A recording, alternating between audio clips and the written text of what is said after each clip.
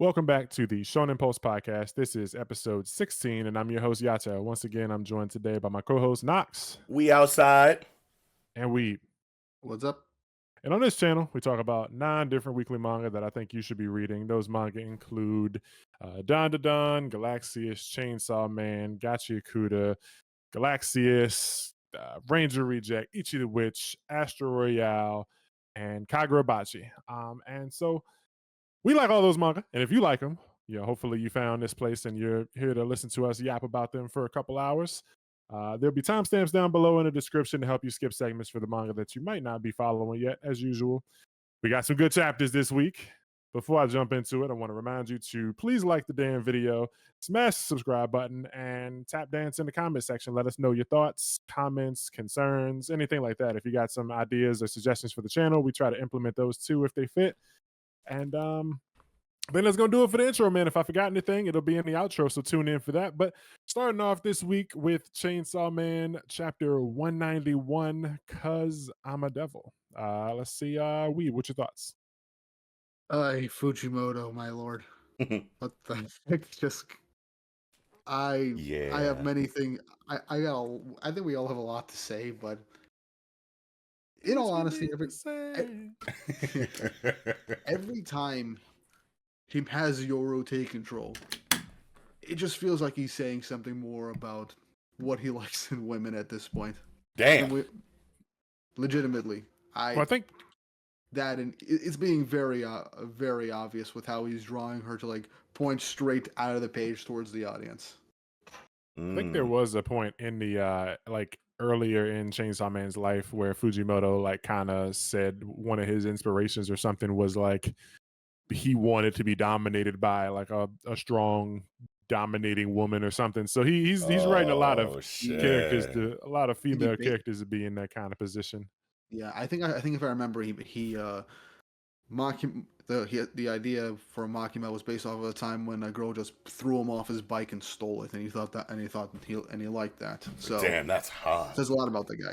He apparently also like had a goldfish and a girlfriend or something, and the goldfish like died, and she was sad about it. So he took it to the park to bury it, and instead of burying it, he ate it or something, and he just went back home and said he buried it, and I think he never told her, and like we found out through like a volume comment. You know how they'd be like, hey, thanks for reading my shit. It was like that was at the end of a volume. So dude's weird. Yeah, and he likes hearing shit like that. Hearing shit like that makes hearing like a story like that makes like a lot of the content that we see in his stories make like a lot more sense. This nigga really be living the lives of the characters in these stories, bro. Correct me if I'm wrong.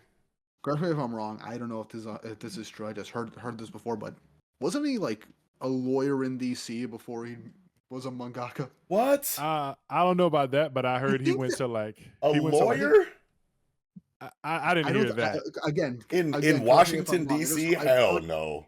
I've heard this a lot. I don't think this is true, but it'd be hilarious if that was true. Fuck no, dude. Skinny Japanese man lawyer in DC turned mangaka. I don't know about Ain't this nigga like 25 years old or some shit? He's probably closer to 30 now. Yeah, either up or below. But I don't think I know his actual age. Yeah, he apparently also said like the dude's weird. He tried to like levitate, and he also like said that I think it was like an art school thing or something. He said like if he couldn't like get a successful manga, he was going to kill everyone in his art class or something. And luckily, he got a job as a mangaka. So dude's been weird for years. So that's all showing in his writing. This nigga's like manga Grant Morrison. Yeah, he's fucking weird, dog. He be writing stuff. Every now and again, we got to remind ourselves, this is Tatsuki Fujimoto we're talking about. Whatever is on screen, this just 100% him. We should just not be surprised, yet we are. Yeah, that's what I said. Like, dude just pulls up to Shonen Jump in a spaceship and, like, drops the fucking manuscript through the ventilation shaft, and then he slides out in the fucking shower drain. Some shit. He just melts and goes back home through the sewer pipes and shit. Yeah, literally, this dude is inhuman. Yeah. But yeah, so from that, also just giving us Yoru was giving us straight Makima vibes with how she's like treating Denji basically turned him into more mud at this point. Nah, for real though, she's even using Makima dialogue here. Like, he's my dog. Yeah. Like, all I need to do is show him a little affection, and he'll do anything. And it's like, I saw people complaining about Denji and how he kind of behaved in this chapter or whatever when it comes to he's like which one's the one that jerked me off or whatever. She's like, it was me.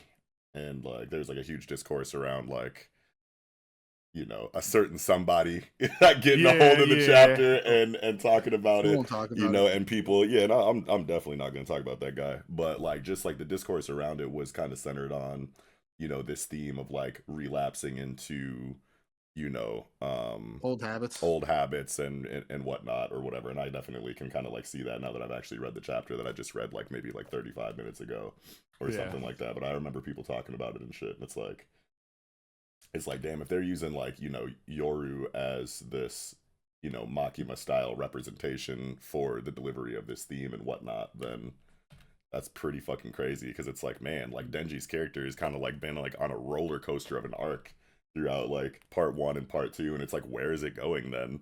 You know what I mean? Like, it's crazy because I don't think like people were complaining about him like, you know, regressing and not changing and stuff. I don't honestly think Denji is ever going to change until he gets what he wants. And you know, it sounds weird, you know, don't cancel me, but Denji's not gonna change until he gets a girlfriend. He's got to get some buns, bro. Some like real buns. Yeah, he's got to get like butt and then be like, wow, this is so that's what it's like, huh? And he either loves it and he like becomes a kind of regular person because it mellows him out, or he like hates it. He's like, wow, I was all my life I've been chasing after that, and like it was like fucking mid, you know. Like he's gotta it's gotta happen. He like, needs some like non-sinister buns. He needs some like, you know, regular legitimate buns without ulterior motives, and then he'll be normal. Yeah. And I mean, it almost happened. Almost. Because they were dude was Katana Devil was gonna take him to the brothel or whatever, but it was like burned down or some shit, so he missed out on like he needs prostitute buns. He needs like girlfriend true love buns. For sure. He can't go to the hoe house, dude. For sure. But it would have like he would have gotten the he would have been like, oh, okay, so that's what it's like. Okay. Sure. I feel like we'd have some character moments where he'd be like, I feel like that'd probably be better if it was my girlfriend or something, but like we didn't get even that. It was just like, oh man, you know, I think that was one of the main points in part 1. A lot of the like real first moments for Denji were kind of literally ruined every step of the way. So that's why we're getting more stuff. That's why if it's gonna happen, it's gonna be with probably Asa. Yeah, the first real crazy moment for him when it comes to this like whole romance angle that he's like kind of trying to pursue is when he got his tongue bit off by Retsei. Like, imagine the trauma that would implant in someone where it's like, this is like probably, I mean, like he always had a crush on Makima, but I don't know, at least in my memory. Yeah, at least in my memory. So the first character he legitimately started having like actual feelings for. I think like at the end of that arc, he was like waiting for her to show up to be like, okay, I think you might actually kind of like me. You're talking about Retsei, right? Yeah. Okay, yeah, okay. I thought you were talking about Makima, but yeah, like he always kind of had a crush on Makima, but like it didn't feel like, you know, properly like reciprocated. Yeah, you know what I mean? Like especially like to Denji, like that relationship like dynamic didn't feel even enough. But then Retsei comes in and it's like, okay, hold on, this girl might actually like me. We're going on dates. I got flowers for this chick. Like we supposed to meet at the diner type shit. So, and then that turned into what it did. And I feel like that was like the true like descent of like Denji's, you know, character in the way that we've kind of been seeing. You know, I think she'll come back. Who, Retsei? Isn't she? All the other hybrids came back. She's the only one that hasn't come back. I want her to not come back. I want her to not come back just because everybody wants her to come back. Yeah, that's my one thing. I normally don't get like that, but everybody wants it, so I'm like, keep her out. You're just trying to be different. Yeah, I am in this case, but I mean, at the end of Chainsaw Part 1, like I felt like Denji. I think everyone felt like Denji was gonna, you know, be on the up and up because he was finally realizing that people liked him, and he's finally started wanting more for himself. He was like, "Fuck, you know, just toast. I want steak dinners, and the bitches are on TV calling my name. I want 100 girlfriends." I was like, okay, Denji's being a little more selfish, and he's growing up a little bit. And then, you know, Part 2, I think I was talking on Twitter about it, and it was like the thing about Part 2 that like. Me personally, and probably a lot of other people probably wanted, was like, it felt like it should have been like more Asa focus with Denji kind of in the background. Like I think I would have like I don't hate it, but I think I would have liked part two more. In my opinion, will probably change by the time this ends or whatever, and we see how it plays out. But like I think my idea of part two, like once we knew that there was going to be a different like main character, was that like we would focus on Asa and we would always just kind of hear, you know, what Denji did in the background. Like Asa would go to like a party and they'd be like, "Man, did you hear what Chainsaw Man did? That was crazy. He saved a bunch of people or something." You would just kind of get like Denji cameos and like find out about his feats in the end until in the very end of the part when like their two stories kind of merge together, like the legend of Chainsaw Man meets Asa or whatever. But we got Denji and like it's been a lot of, you know, middle of part one characterization for Denji and not like what people have been expecting. Like people expected him to like become a better, you know, not a better person, but like someone. And it's like Denji still ain't got butt, bro. He's not gonna change because he don't know what like he probably don't even know what porn is. Like this, they're in the 90s, they got like magazines, like they don't have like porn on the internet and shit at this time, do they? Like I don't Denji just he needs something to change, you know, the way he Oh is. yeah, because ain't this like the 90s? Yeah, it's like early 90s. I I'd be want to say like forgetting that. 94. Yeah, so Yeah, the internet shit was still a is baby. yeah, shit is different back then. But yeah, even as far as like I was saying how Yoru is kind of like mimicking or kind of like playing the same role as Makima. I feel like yes, but it still is showing like the way it's being done is still showing Yoru's very immature side. Like I feel like Yoru might be the youngest of the sisters Yeah. because she's always like, you know, ha ha ha, I'm, you know, big and bad, and you know, I'm allowing you to live. Ha, aren't I terrifying? Look at Yeah, me, I'm it the does war seem devil. a little bit more like adolescent dialogue compared to like Makima, Yeah, at least. so But like yeah, Makima kept it together until the very end, and it was like she was disgusted with Denji. That's when she started like, you know, she was pissed, and it's like I've been waiting all this time to see the Chainsaw Man let me have him. You know, I can't believe you keeping him away from me, you disgusting human type shit. And with Yeah. with Yoru, it's just, you know, she's just bragging about all her like devil accomplishments and shit. She's just very childish. I mean, her being the youngest does really make sense. I mean, first we would have death, then probably famine, then control, and then war afterwards. If how all these things would like come to become like actual fears as time grows on. sure, Yeah. yeah. And if Makes she no is, sense. the youngest or whatever, that would explain a lot of, you know, how the dynamic with like her and Asa has kind of been like developing throughout the story. Because like maybe if she was like an older devil, there wouldn't be like any sentimental value, for Asa inside of Yoru at all, and this relationship would be like completely different between them. Also just random thought, like I don't know, like I don't know where I would put the ages. Like I would obviously this chapter Yoshida says that death is the oldest, and you know I'm saying that I think war is the youngest, so I don't know who I would say is, you know, second youngest between famine and control. But we have seen Naruto control Yoru, and we also seen famine, you know, fucking force Yoru out of like space. Like she fucking just did shit to like stop Yoru from doing stuff. So I think that the older the sister or whatever, The more the more power they powerful have over yeah, the younger one, sure, that makes yeah, sense on like a hierarchy level, sure. yeah. And it also just goes to show like how much the War Devil like really wants to prove points and like show how strong she is to everybody else because she's the youngest and like Got the all the most to other like prove. yeah, the other siblings look down on her and shit. So it's like she's really Shit. punching up. Yeah, nah, for real. I have a question though. So hold on, where is it? Where is it? I have to find it in the chapter. This nigga Yoshida says, "So why haven't you turned him into a weapon? Wasn't that one of your goals?" Mhm. And it's like, how did she tell him that? Maybe. How That does I he don't know remember.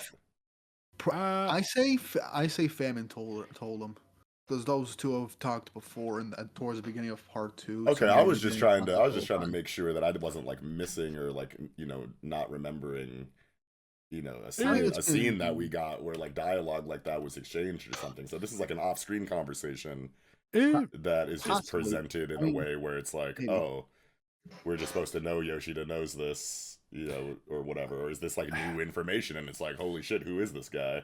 I think it's possible that it was on. I think it was on screen. It's possible that it was on screen because they have been together for a minute. Like there was the whole like trying to convince Denji to like join the fucking church stuff, and then like Asa like broke in to the shit to get Denji back and stuff, and they were like on the train trying to get Denji some food and take him to a brothel and stuff. Like there was a lot of time where all these guys were together, so it might have been mentioned during that, but I honestly don't remember. Because if they didn't specifically show that exchange of dialogue, then I feel like that means something.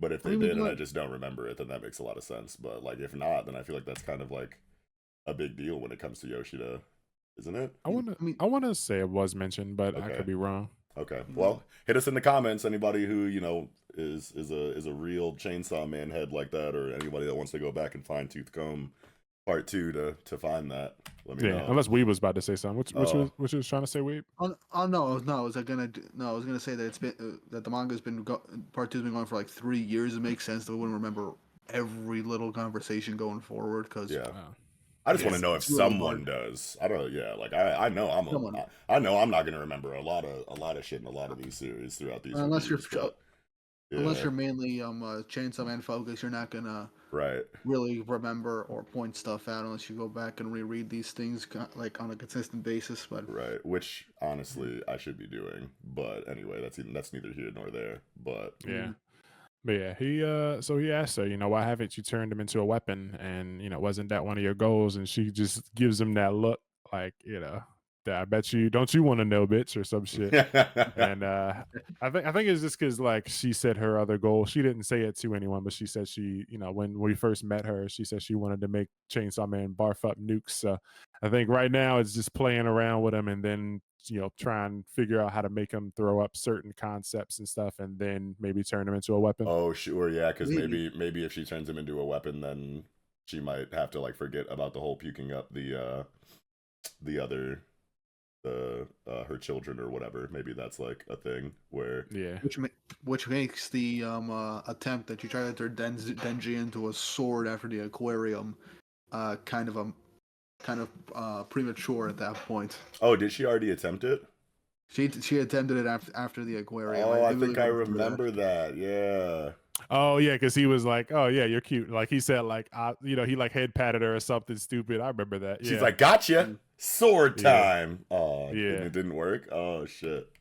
Yeah, I remember that. I don't remember the like super like context, but yeah, she definitely tried, and I don't know, maybe I'm wrong, but like I feel like in that case, like that would have fucked up her plan. But yeah, Denji back to chewing his mouth. I guess now that people have gone in and out of his mouth, he realizes how big that gullet is. He's just sticking fist in there. He shoved a whole fucking octopus tentacle in there earlier in the story. From One Piece. Yeah, but that's slippery and shit, man. True. Bones, fucking hand bones, like bro. You don't just fucking force a fist down your throat. But the circumference of that tentacle's gotta be thicker than a human wrist. Okay. Yeah, where are we going? Anyway, you think she really banged this nigga at the end? You think that's like a misfire, or you think he's just gonna have like a fucking hole blown through his chest at the start of the next chapter? I'll let Weeb say. I don't know. Okay. I don't know anymore. I think Fujimoto, anything could happen. I think Fami's gonna like control her and stop her. Like, don't do that. Wait, is she here? Yeah, she's right beside them. I'm screaming. There she is. And she's probably pissed because Asa threw Yoru threw the fucking cake at Yoshida. So it's probably like, you bitch, you threw the cake that I was gonna eat, so I'm gonna stop you from fucking activating your powers, dummy. I just remembered something. I just thought of something. Now that I remember Fami's there. Imagine, what was the thought? Oh yeah, imagine if Fami's like, you know what? Screw this. I'm gonna take advantage. Denji might be hungry. I don't think he ate anything at the restaurant right now. Maybe he's getting hungry. Maybe I'll manipulate him, do something for me or some shit like that. But like what? No idea. I mean, right now, it's just a random thought that popped into my head. But imagine if like family just tries to do something with a starving Denji. Well, I mean, it might not even be food focused. He could be starving for other shit. Well, they're kind of all on the same page. Like Famine wanted him, she wanted to control him before so that she could use him to stop the Death Devil from coming because she doesn't want the Death Devil because she wants, to continue eating the good food that humans make. And if death Yeah. happens, then she won't be able to enjoy pizza and fruit roll-ups anymore. So I don't think she doesn't really need to do anything. Right now they're kind of all on the same page and they know of the threat that is death that is descending. I would just find Um, it funny if she just made Denji just punch Yoru just for being a dick.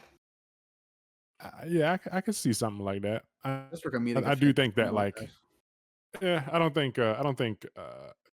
Yoru's gonna blast Yoshida here though. I think it'll get stopped, or maybe she'll be like, just kidding, keep you on your toes. I'm a devil, Or blah blah blah. I'm out of ammo. Yeah, yeah, I guess. Yeah. But Though I do kind of like that despite all the horn dogging Denji has kind of done, like with this chapter, like getting on his hands and knees for Yoru at this point. The second Yoshida handed him a gun and said, like, if you want to be square for what happened with Tanayata, you can shoot me. And Denji was ready to pull the damn trigger. yeah, he ain't playing about his family. Shoot that fool right in the Which, face. which I think like takes some of like the people that were concerned about Denji like kind of instantly getting over what happened during the aging world thing. Shows it's still fresh in him. He's just trying to stay positive and looking at the upside of life instead of just dwelling on everything. But he's still hurting over Nayata's death. Yeah, he's probably not trying to think about it, just like letting the horny thoughts take over and just put that fucking Nuggets of death stuff in the back of his mind. Yeah. Also, can we also what do you guys think? What was her name? Fumiko. What do you think's going on with her? I think we've Yeah. been asking that question in these reviews for a couple chapters now. Like, Yeah, like she's an enigma for real. Yeah, like I've been since I was gone when when that double of her showed up. Do you think she just had like an actual double, or just had somebody just impersonating her that was super loyal to her? I can't remember what Yato said. Because I can't remember what happened remember. when you guys talked about it in the and like 2 podcasts ago. Yeah, Yato Yeah. said some shit a while ago that I remember liking a lot, but I can't remember what it is now. Oh, I can remember. I'm here. Oh yeah, I'm here. Doing it I'm in third person. I was saying that I think she probably has some sort of ability where she can like kind of like how Makimo, like she had a contract with the prime minister where it was like deaths would kind of be like given to someone else in her place. So like I think she was there and she like died, but it kind of like beep, beep, beep, beep, beep, beep. It gave that death to somebody else, and she's just kind of like moved over and was like, "Huh, so yeah, that sucks." That's how I would have died, and because she was like looking at herself. It was like, "Yep, I'm dead," and then she offered her heart to the octopus devil or whatever, and then the next chapter, where she was laying down bleeding, making a scene. There's now an old man there screaming and hollering. So it was like felt like it was kind of like like not like fucking mitosis or some shit, but like she like split off from that and became another, and then like the old one fucking was like a different person or something. So kind of like Toga, like in My Hero when Toga like impersonates somebody and then like the skin falls off and it turns out to be her or whatever, something like that. But there wasn't enough to show like what it was. So I think Fujimoto's keeping it, fucking a mystery on purpose. yeah. Yeah, But that's about as bad. That's about as good of a guess as any of us are gonna make. I want to say because like we're clearly supposed to be like very confused about what is going on with this chick. I think right now. Yeah. On page 5, I was like, is her foot like I know she's got her legs like leg over her leg on the table, but like the foot is on the speech bubble type shit. I was like, that's kind of cool. I also had a similar thought about that when I was reading the chapter 2, but I was like, I feel like we might see that pretty often in manga, to be honest with you. I don't think so. Never anything propped up against it. Like I was just thinking like, man, it's crazy how like her foot is like out in the forefront and the dialogue bubble is like behind it, but then it's like in the same panel the dialogue bubble is like behind her shoulder, you know what I mean? And now I'm like, Yeah. like that's kind of like a thing throughout the entire chapter, really. Like if you go to like a couple pages later, the dialogue bubble is like behind her while she's got her legs crossed and like the feet up on the table. No. So my thing was that like she has her foot like propped up on the speech bubble. Like it's a physical object, but it's not obviously, but like it's just it looked like it. Like she's resting her foot on it. Yeah. Okay, my bad. I'm back. That is cool. Yeah. I was only seeing it as like dialogue bubbles be like behind the character drawing, like often, but like no, this is like actually like the dialogue bubble is a table or like a footstool that she's like resting her shit on. Okay, I didn't like put that together at first. Dumb. Oh, good. But yeah, Chainsaw Man burn the cinders, and she's just gonna play with him, make him eat his hand, and all this other goofy stuff. They're still in this restaurant. People are still outside marching or whatever. We see that on the first page. They're killing the pseudo Chainsaw Man. Yeah, they're still beating up the Chainsaw Man dudes or whatever. And Denji didn't even know that like he was getting his ass kicked, and like Asta fired a bullet from the Statue of Liberty. So you're like, damn, girl, you scary. That's funny. Damn, nature, you scary. That's a good bit. Yeah. But yeah, I think Chainsaw Man has been Chainsaw Man. We just gotta wait and see what the new chapter is gonna bring tomorrow. I think I'm spent on 191. What about you, Knox? Yeah, I think I'm good too. We got a nice little like half hour out of this conversation regardless, so I feel pretty good about that. Okay, little chunker. What about you, Weeb? I think we're good. All right, well, that's going to do it for Chainsaw Man chapter 191, because I'm a devil. Now jumping into Centuria, chapter 40, Inner Flames. Knox, you got some thoughts? Yeah, I'm like mad that we discussed a whole bunch of possibilities of what could happen next chapter, and not this one. Did we say something along the lines of like he's gonna do it, but then she dies before he can? I think so. Did we mention something like that? We were mostly talking about like how the pacing felt off, and then like I think we did talk about how like she would probably either die or like get assassinated or something before he was able to do it, and he felt like pissed about it. Yeah. So kinda. But now that I'm like actually seeing the scene play out in this newest chapter, I'm just like, oh, so it happened like that? And it's like I remember us talking about like 3 to 5 different ways that this could have gone. And I do not remember, like, this seems like the most like obvious and like basic one. So we were talking about like, oh, assassins are gonna warp in, like they've been looking at the house that she's been in, and like they were distracted because of the mom, so they got close without being detected, and they took advantage of like this moment to be like, oh, this one looks like you care, it looks like you care about this woman, and like attacking her in front of Julian before he has a chance to do anything or whatever. I remember that.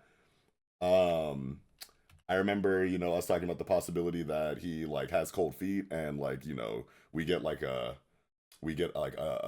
added, a new flashback that comes in that like adds context to the possibility that like either maybe he misremembered what his childhood was really like, or we get, a flashback from the mom's perspective that gives a little bit more context to like why she did the things that she did. And then even if it was, not clear to Julian, that she wasn't as evil, maybe as, the previous chapter had kind of made her out to be, he still, second guesses himself and decides not to kill her, and it all ends up, being gravy in that way. But like this, I do not remember us talking about like this very like basic and kind of obvious, now that the chapter is here, possibility or whatever. It kind of makes it feel worse. Like, remember last time I was saying I didn't really like how the pacing was. Like, I felt like, we just kind of very conveniently met mom and brought her home or whatever. And it's like, now, the next chapter comes, and it's like I was looking forward to, maybe him, because we were saying like maybe he'll punch the ground and go like, I can't do it. And then like, I was saying, maybe like, you can stay here. We'll take care of you until, we'll take care of her until she dies or whatever. And like, I thought maybe we would spend a little time, maybe get to hear her say more than 8 words, and like a little bit, but she's just kind of like he buys her from the slave trader and gets her home. He's pissed, wants to punch her in the face, punch her head clean off, and then she just dies. It's like, well, that was quick. Like, that was fat. Like, what I do like, I agree with you that I feel like it does not help. This chapter didn't really help the complaints that we had last chapter. But what I do like about this is that it does create this conflict in in Julian's character where he's like, damn, I was really gonna do it. If she didn't fucking die right there, I was gonna do that shit. You know what I mean? So now he has to kind of like deal with that area of his psyche being kind of like, you know, corrupted and shitty. And even Lucas comes and says like, nah, man, like that was your chance to get this shit out of you. You know what I mean? And now that she died the way that she did without you being the one to do it, you're going to carry this rage from that moment into, you know, later you know, situations in your life that could be a lot harder for you, you know, to deal with or cope with, like when the time comes. But I'll help you, you know, regardless or whatever. But I just think that that was a really good scene, and I think that this situation does a lot for, you know, for Julian's character, you know, for the future of it. You know what I mean? Like that's going to be important later. You know what I mean? Like you don't have a scene like that if that's not going to be a thing later on down the road. So now I'm like really interested in when this like rage area of his character is going to come back out and how that's going to affect like those around him, like maybe Diana or maybe TT. That would be fucking crazy. I don't know how it would apply to them right now, but like it has to be, you know, something with some emotional stake. You know what I mean? Like it can't just be some random character, right? I mean, you know, I mean, I think it could be one of like the main, like it could be one of those main knights in black, or one of the main sorceresses. If he like, if they push him so hard that unresolved anger, but they deserve it. It won't. Absolutely, It won't. It won't be that. Control. Yeah, it won't be that crazy if he's taking it out on someone who we know has to die anyway. Yeah. You know what I mean? Yeah, like if it's more so like push him to the point where he would accidentally hurt like someone he cares about. That's what I'm saying. Rage. Yeah. That's what I'm saying. Like he's got to like black out while fighting somebody else and like not realize that like TT is there or something, and like accidentally elbow her or something. Accidentally hit her with the aqua berry back fist on the cock back and be like, what have I done? Yeah, he's like beating the piss out of some other guy's faces. He's like, Julian, stop it. And he just fucking flings her across the field or some shit. She gets all kinds of scabs and cuts on her arms and shit. Julian, they like smack him across the face. Julian, look what you did. Her jaw's just like unhinged and her eyeballs poking out. Oh, yeah, shit. Diana needs to fucking walk with a cane for like 2 months. Oh, no. It's like you hurt your little sis, like come on. Yeah, and I think that now that we're talking about this possibility, I think that like because it's TT that came up and said it's better this way, you're so kind, she was able to pass away peacefully because you gently held her hand. Like I think that for some reason, I don't know what, there's nothing concrete here that's like, you know, solidifying this as a possibility for me, but I just for some reason think that because TT is the one that comes up and says this, that she's going to be the one that's later affected by this, you know, hateful area of Julian's psyche that Lucas is kind of talking about in the later scene. Yeah. You know what I mean? Because she's even got like, you know, like this is a relatively close up drawing of TT, and there's like barely any detail in her face. Like, you know, like her eyes are missing. You know what I mean? Like there's like, I don't know, it just feels very like ominous for her. Don't get me started on fucking detail. It just feels very like rant on this. Yeah, it feels very like, yeah, no, this is good. You should have done it this way. And Lucas is like, no, man, you should have let it out then. Otherwise, it's gonna come out later. And I feel like TT's gonna be the one that catches the aqua berry. Yeah, the biscuit cutter. The biscuit cutter. We really need to learn more about Lucas because he is way too like ride or die for Julian right now off of one main interaction and getting to know him. Yeah. Isn't he like hardcore on the team? Like how much time has passed since they've met? He was a mercenary. Yeah, like a couple of months, right? So it has been some time or whatever. I don't think. Yeah, I feel like it was just the other day. Yeah, wasn't it? I feel like it was like I feel like at this point it's been a week at the most if Lacryma's been with him, but like I felt like I thought like he met him, brought him home to the crib, they ate, and then Lacrima came and attacked the same night, and it's like it's like the next day or something. Maybe because it's I don't know. Time isn't like the best being like shown in this. as well, because it has to be more than it has to be within a week at least. But yeah, like the whole thing with Lucas. So you're saying he's sus? Exactly. Yeah. See, and like I think I was just talking about it cookie.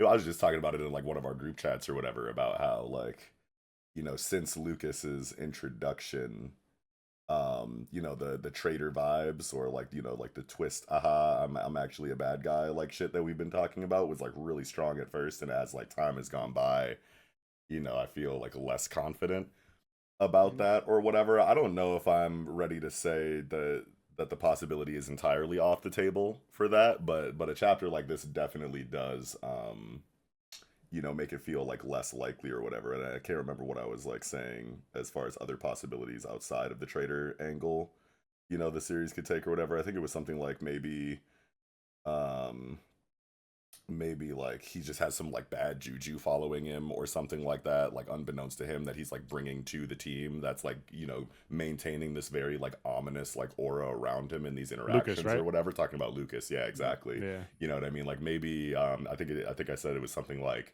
you know, some kind of like karmic thing, like he has like some karma like coming from his time like before he met them when he was a mercenary or something, that will eventually like find him, you know, like while he's with Julian and TT and them or whatever. Or maybe, you know, if it's not like unbeknownst to him, maybe he does know that like some kind of retribution is coming to him, and he thinks that he'll just be able to like handle it when the time comes, since everyone is like super powered and strong on his team or something like that. But either way, like if it's not a traitor thing, I still think that something very bad is going to come to the protagonist cast because of Lucas, whether it's his fault or not. You know what I mean? Yeah, it kind of feels like he's like trying to, you know, make it feels like he's speaking from experience, and he's like kind of trying to get I was about to call him Dingy, but get Julian to kind of like go down the same path as him, maybe, so like he doesn't feel bad about killing him one day, because like if you're a man like me, then you're not a good man. Like anybody who would kill their own mom, you know, they probably deserve to die or whatever type shit. And like maybe Lucas is the type to do that. And We you know, never know. if he can get Julian to be the same type of person as him, then maybe he wouldn't feel bad about one day having to kill Julian or something. Yeah.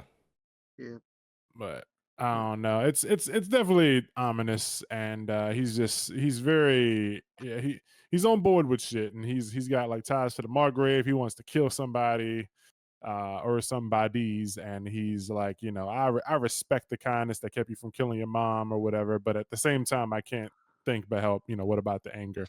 And blood is no reason. Excuse me, blood is no reason to forgive someone. She was the one that severed that bond anyway. And he's like, you should have killed her. Like, bro, that's his mom, dog. Like, we Right. out here, like, I'm shoveling, bro. Let I me mean, bury this lady. these are different times though, where they have like, you know, a completely different like code of ethics, and like the human condition kind of like operates like completely differently in like this like medieval, you know, kind of like time period or whatever. Yeah. I don't know. This was as far as art goes, I think this was one of the worst for the fucking portraits. Everyone's fucking face is hella dirt, man. And it just bothered the hell out of me. Everyone's just, their side profiles are awful, bro. Just stop drawing dudes from the side, brother. This shit is bad. Like every one I don't of them care is if just, this is your thing anymore. Like it's starting to just be like hard to look at. all of it is bad. All of the side profiles are bad. And then the one where Lucas is looking straight at us on page 10, that he looks funny on the right, and then on the left his head is like bad long. It looks like he's like reaching for something, like with his tongue, like he's trying to get something out of his tooth or something. I was just like, bro, what are these drawings, man? Like sometimes it's good.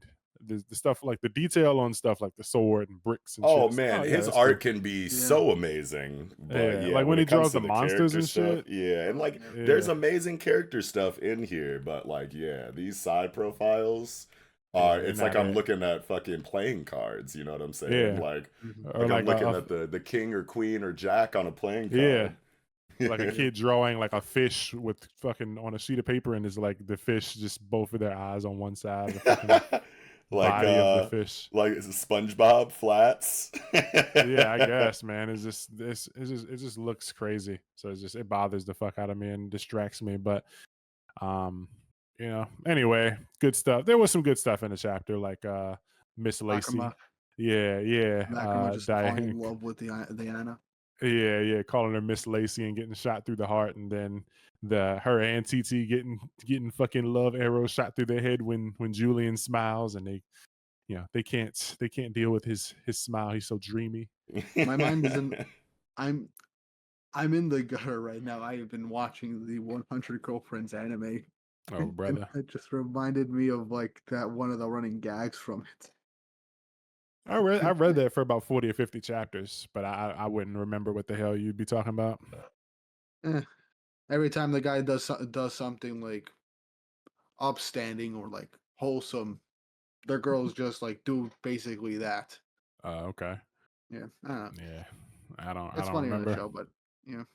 So with the mom, I guess like we do see that she kind of sucked. At the very beginning, Right. where she's like, he's always trying to read my face. No idea. What a creepy child. I hated looking at him. It reminded me, he resembled me, and it reminded me how old and ugly I'm becoming. That's why I hated him. But like when she was dying, she's like, when I held that boy in my arms, a strange feeling came over me. I don't know what that feeling was. I never understood it. And I think it's obvious that it was love. She felt some kind of motherly bond or something on at like some a biological like level. Yeah. That Yeah, like can't be denied or ignored. This is just like, mammals. Yeah, but like she was never loved in her life, so she doesn't understand what the feeling was and couldn't put it into words. But like something struck her. She got them. Her heart would beat fast when she held her baby boy, but she hated looking at him, and he sucked or whatever. I was definitely like in the mind that this chapter was going to provide like additional context from the mother's point of view that would make Julian's story like incomplete. You know what I mean? Yeah. Like I wanted to see like her perspective and get a little bit more pathos on her end to make us go, okay, so he had it like kind of wrong. She's still, it's still like not right what happened, but it's not as, evil or or shitty as maybe Julian had originally remembered, and we just didn't get that. It's just like, no, she sucks actually. And it's like, all right, that's fine, but I was so confident that we were going to get that new context and it was going to feel a little bit better from her side. Yeah. I think it's still kind of like she doesn't know that what she was doing was trash. It's just she seems that she never had love, and she probably had sex with people for money so that she could like survive, and keeping her son around was like just a social obligation or whatever, and probably also helped with things like carrying groceries and fucking having a sob story up until the point where she was like, fuck this kid, he died in the plague. But like she probably just never knew, she was never raised or whatever. She probably was abandoned as a child and just had him, as a mistake and shit. And she just never understood like love and how to care and take care of a child or whatever. So she probably didn't mean to do the things, but like that's why she mentioned that she had like some weird feeling when she held him. Sure. But I don't know. She definitely sucked. Maybe she didn't realize she sucked, and she was just like, "Why is this thing here?" Like, yeah, I guess like how easy would it be to relate to a person like this mom? Not just like because of the time period difference, but like she lives in a completely different world than like any of us will ever come close to touching. You know what I mean? Like if all you've ever known is prostitution for survival, then like what can we really expect from this woman in the first place? Yeah. Yeah, and then as soon as the chance came, she sold her son off to a blacksmith or whatever. She probably got a pretty coin for that to try and improve her life. And then when her money ran out and she ain't had no son to work for her, and her body was all used up, she became a slave. Yeah. Goddamn. Went blind and all kinds of shit. Blind, deaf, dumb, fucking disease ridden, all kinds of shit. But yeah, Julian was he says he was gonna kill her, but I mean, it's easy to say that when she dead, bruh. Right, and it's like, how old is Julian? Like, his mom can't be like that fucking old. It's really like death by VD is crazy. Yeah, that's crazy. Like, there ain't no penicillin. No, not at this They time. didn't find penicillin yet. God damn. Not in the same age. Nope. Couple more 100 years, 100 more. Ouch, bro. So it's still plague doctors running around with beak masks that are fucking like sawing into you with no anesthetics and shit. God damn. Yeah, I love those masks. Those are cool aesthetics. Yeah. But, I saw a funny ass meme that was just like your leg would be broken and they'd be like, well, guess we have to saw it off, and then they just stand there horror farming with the beak mask. Like, thanks, doc. Yeah. Just like walks off with a cane and a Snoop Dogg limp. Like, thanks for the money. Yo, that's wild as hell, yo. Horror farming. Oh man. No, but Julian's like, if it ever came to me, about to murder somebody like that, I'd hope you come to stop me or whatever. And bro is not gonna stop him. He gonna stand there and watch him like, yeah, take his life, murder him, do it. I mean, shit, he just did it now, like, with his own mother. So I don't even know why Julian would think, like, yeah, you gonna stop me if the time comes, bro. Yeah. Fist bumps him, like, taps him on the chest with the fist, like, Julian, you're an idiot. It's gonna be somebody that's like related to Lucas, that is like a terrible person, but Lucas doesn't want to kill, and he's gonna struggle with it. Like maybe we meet Lucas's like brother or something, or uncle, and Lucas really loves this guy, but he's a fucking cold-hearted, wanted 11 million murder son of a bitch, and he tries to he like fucking choke slams Diana through a table, and Julia just starts murdering the fuck out of him. He's like, no, but no, but no, and he's just beating the shit out of this guy. And he's like, you said you wouldn't stop me, stand the fuck back. Yeah, damn, 11 million bodies. That's Hitler numbers, nigga. Yeah, he dropping crazy numbers. That's fucking crazy. Yeah, but I don't know. Good chapter, I guess, for what it was. Art was, art won't artin. Also, fucking just another art won't artin moment. This fucking page 19 when they're hugging, the middle panel, like fucking Lacrima's head is just completely spun around. I was like, is that like because she's water or something? No, that's just the water neck. I guess. I mean, she got that watery neck. I think it's just crazy. Like that, like low detail, like small in the background, like comedic, like art style that like manga be having. You know what I'm saying? Like it's more for like, the funniness of the moment than it is like to be like anatomically correct or whatever. They'd get a pass if every side profile wasn't fucking hieroglyphics. Yeah. Wasn't fucking Egyptian text. Yeah. I feel like I'm looking at caveman paintings, man. I said that shit before. It's just it don't get better, bruh. Like when you draw monsters and fucking stuff, it's like, oh cool, but like these, bro, please stop drawing niggas from the side. Yeah, like this last page, the side profiles are fucking insane. And I know that like, some of the drawings are supposed to be like funny or whatever, but like seeing this drawing of Lucas on the last page reminds me of like me drawing anime characters in like 8th grade. Yeah. Yeah, it's crazy, and bro, he got like mad breakage in the back of his hair, like the fucking bro needs a comb, he needs some shampoo, like his shit fucked up. Yeah, he looking oily and greasy and unwashed like Schnooty.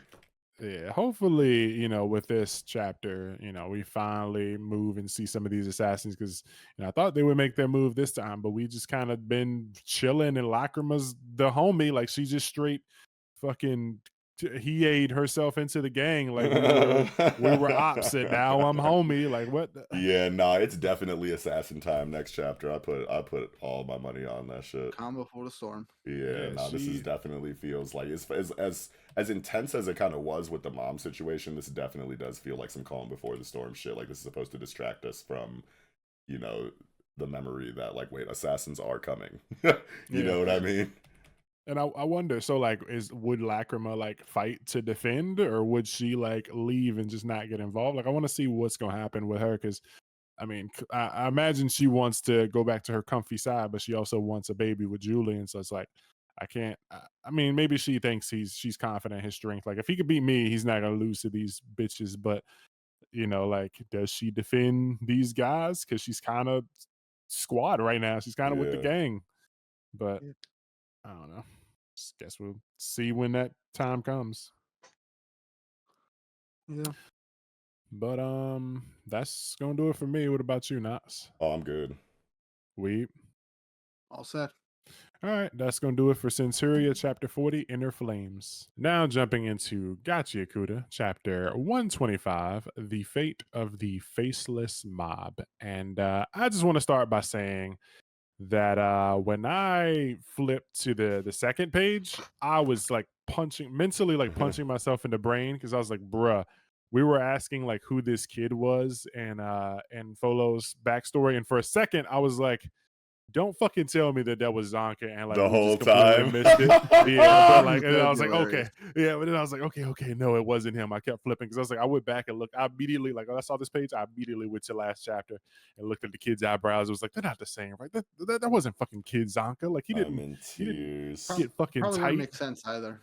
Yeah, because like we saw Zonka's backstory too, but like in the moment, like I saw that picture and I was like, no fucking way, bro. Please do not tell me that fucking Zonka. Plus, like he had a hammer and stuff. Like it just my brain saw it and immediately just started overreacting. It was like, bro, we just like I was like, we just recorded an entire segment. It was like, who does this guy look like? I don't know, man. And I was like, bro, if this turns out to be Zonka, we're some fucking boneheads, yo. But no, wasn't Zonka, but he looks a lot like him, IMO. And so there was a moment of panic. Yeah, there was a moment of panic there, and I was like, bro, how do we miss this?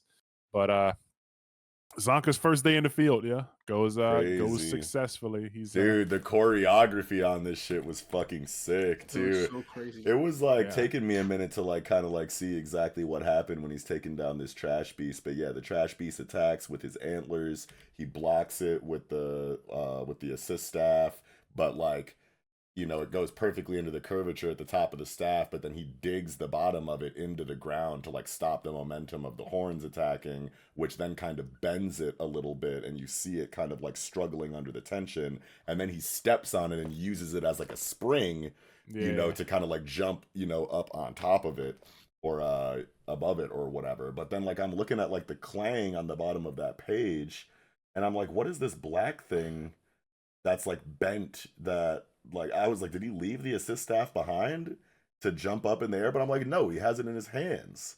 Yeah, that's just the motion to show that like there was a boing, boing, boing, boing, boing, and then that rubble right there is the antler horn being shattered. Yeah, and I see that, but like I was wondering like what is this object left behind after the jump? It's just used to show like the trampoline effect that he got from that. I guess so, huh? Yeah, okay. Because I'm like, no, he definitely just dug that shit straight into the ground, like, and he has the assist staff in his hands after the jump, so it just confused me for a second. But yeah, that was fucking sick. Yeah, that was tight. I like the misdirect. Yeah, and then wait, what misdirect? Basically leading us up to when the chapter started. I wanted to just reel back to when the chapter started.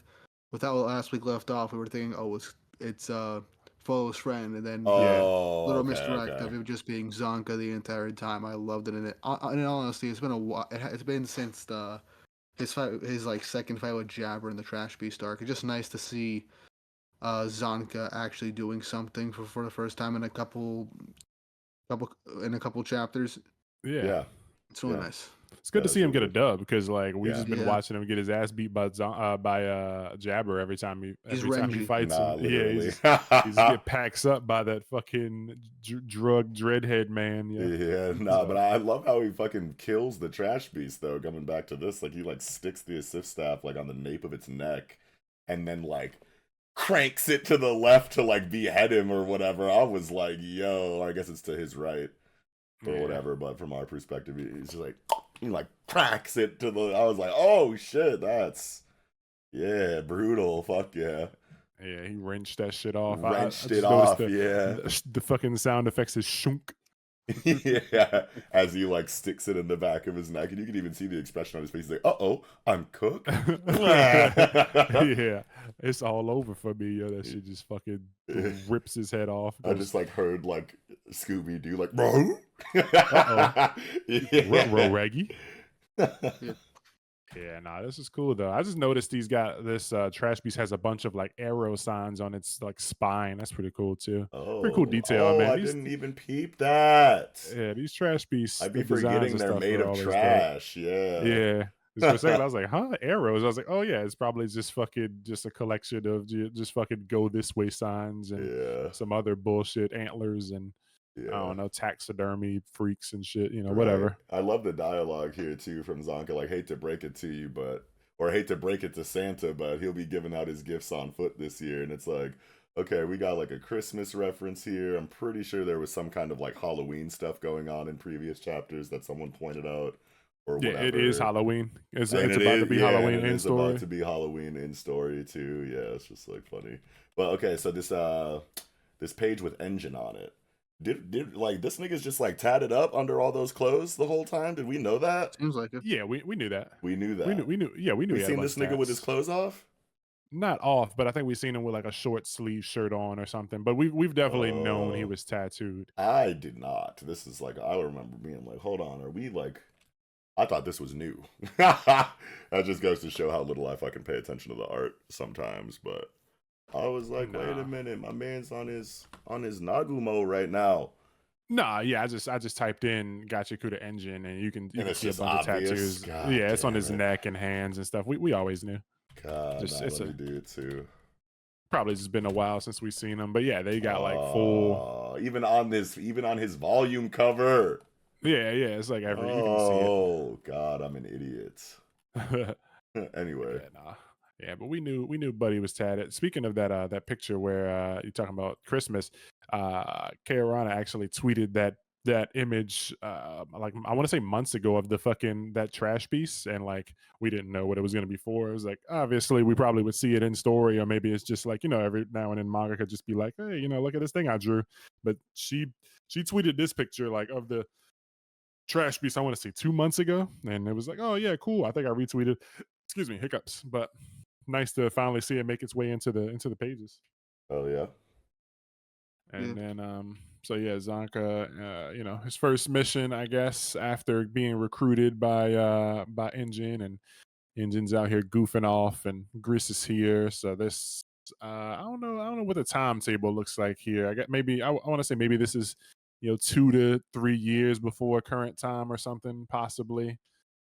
Because no one's old, like no one is like a kid, it's not like Folo's not like a toddler anymore. He's the last chapter he was talking about like working out in like I think high school or something, or maybe college. What did he say? Studying and hanging out with friends is what he was saying to the girl. So yeah, everyone's like around the same age, the way they look currently. Right.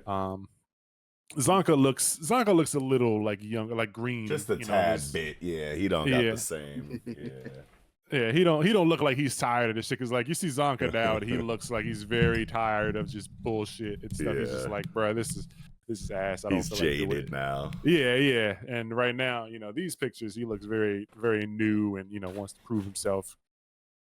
And then like after he does, fucking he takes the head off and Engine's like clapping it up for him. You get that like yeah. He's like fucking pumped, like he didn't know he could do it or something. Right. Like, kind of like when Stark killed that dragon in Freerun. Yeah, same shit. He's like, bro, I didn't know I was tight like that. This drawing of his face, he looks like he's like constipated, like really trying to get that shit out. Yeah, it's big Zonka moment, man. But yeah, people been wanting to see Zonka for a minute. It's funny that like the next time we see him is in a fucking flashback, and everybody's like, yeah, Cletus, we'll throw you a party. Fuck yeah. Free drinks, come stay at my crib. You can have sex with my wife. All that good shit. Nah, the subversion on Folo's like rival, like friend situation though is fucking crazy, because like I was likening him to like Rudo last review, I think, and how they both have like similar, characteristics that Folo kind of like looks up to and wishes that he had inside of himself, that he like also kind of like envies them for, and is kind of like bitter for not having, and is kind of taking it out on them, whether it's like confrontationally or just like internally inside of himself, you know what I'm saying? So I'm like, okay, so this kid grew up to be like an amazing giver, right in Folo's face, and then died or something like that, and now it's kind of like being repeated inside of like Rudo, but it's like, no, this nigga ended up not being able to be a giver. He wanted it really bad, thought he had the juice, Folo thought he had the juice, and then when he finds him again after this little time skip, it's like, oh, he done gave up and was like, nah, bro, we're trash, man, we're just a part of the faceless mob, dude. I was like, damn, okay, so this gives like a lot more validity to Folo's kind of like outlook or whatever that I was like making fun of him for however many chapters ago. It's like I'm really starting to see the vision now as to like why Folo became the way that he is, because even this dude that he looked up to this whole time in this flashback ended up not making it too. And it's like, damn, well, it's like if you have the characteristics that I thought would definitely make you a giver. And I thought this was the difference between us this whole time, and that I didn't have what you had, and you still didn't end up being a giver. Then like seeing those kind of traits repeated inside of Rudo, but then he does become a giver, then that really like drives home the point. It's like, well, what the fuck do you have that even my boy back in the day didn't have? You know what I'm saying? You know, so it's like he's like really going through some like existential dread right now on some like, bro, what makes a person a fucking giver, man? Like, yeah. I really like that these manga are able to create such like relatable characters, even in like when the things that you're relating to are like very negative, or like it's like stuff that you would be ashamed to admit. Like Folo, I've felt this before, where Folo is talking about how he's like he saw the disparity between him and like his boy, and like not seeing the dude for a while kind of like gave him some relief, because it's like, okay, he's like, if he's taking a break, then he's not getting further away from me. My goal isn't going further, but I'm also chilling when I should be working and bettering myself. And it's like I kind of feel better because like he's not getting, it's like low key like hater, but like it's like I've never been like a hater, but it's like, you know, I might have somebody who I'm competing with in my head and they don't know, but like if I see them taking the day off, I'm like, all right, cool, I can take the day off too. But really, I should be like, they take a day off, I should be grinding more. And but it just makes you feel a little bit better, like, okay, this person who I feel like is so much farther ahead of me also like be chilling sometimes, and I don't feel as bad for chilling, even though like the gap between us is still like pretty big and I shouldn't be. But I totally understand what you mean on like the relatability factor here.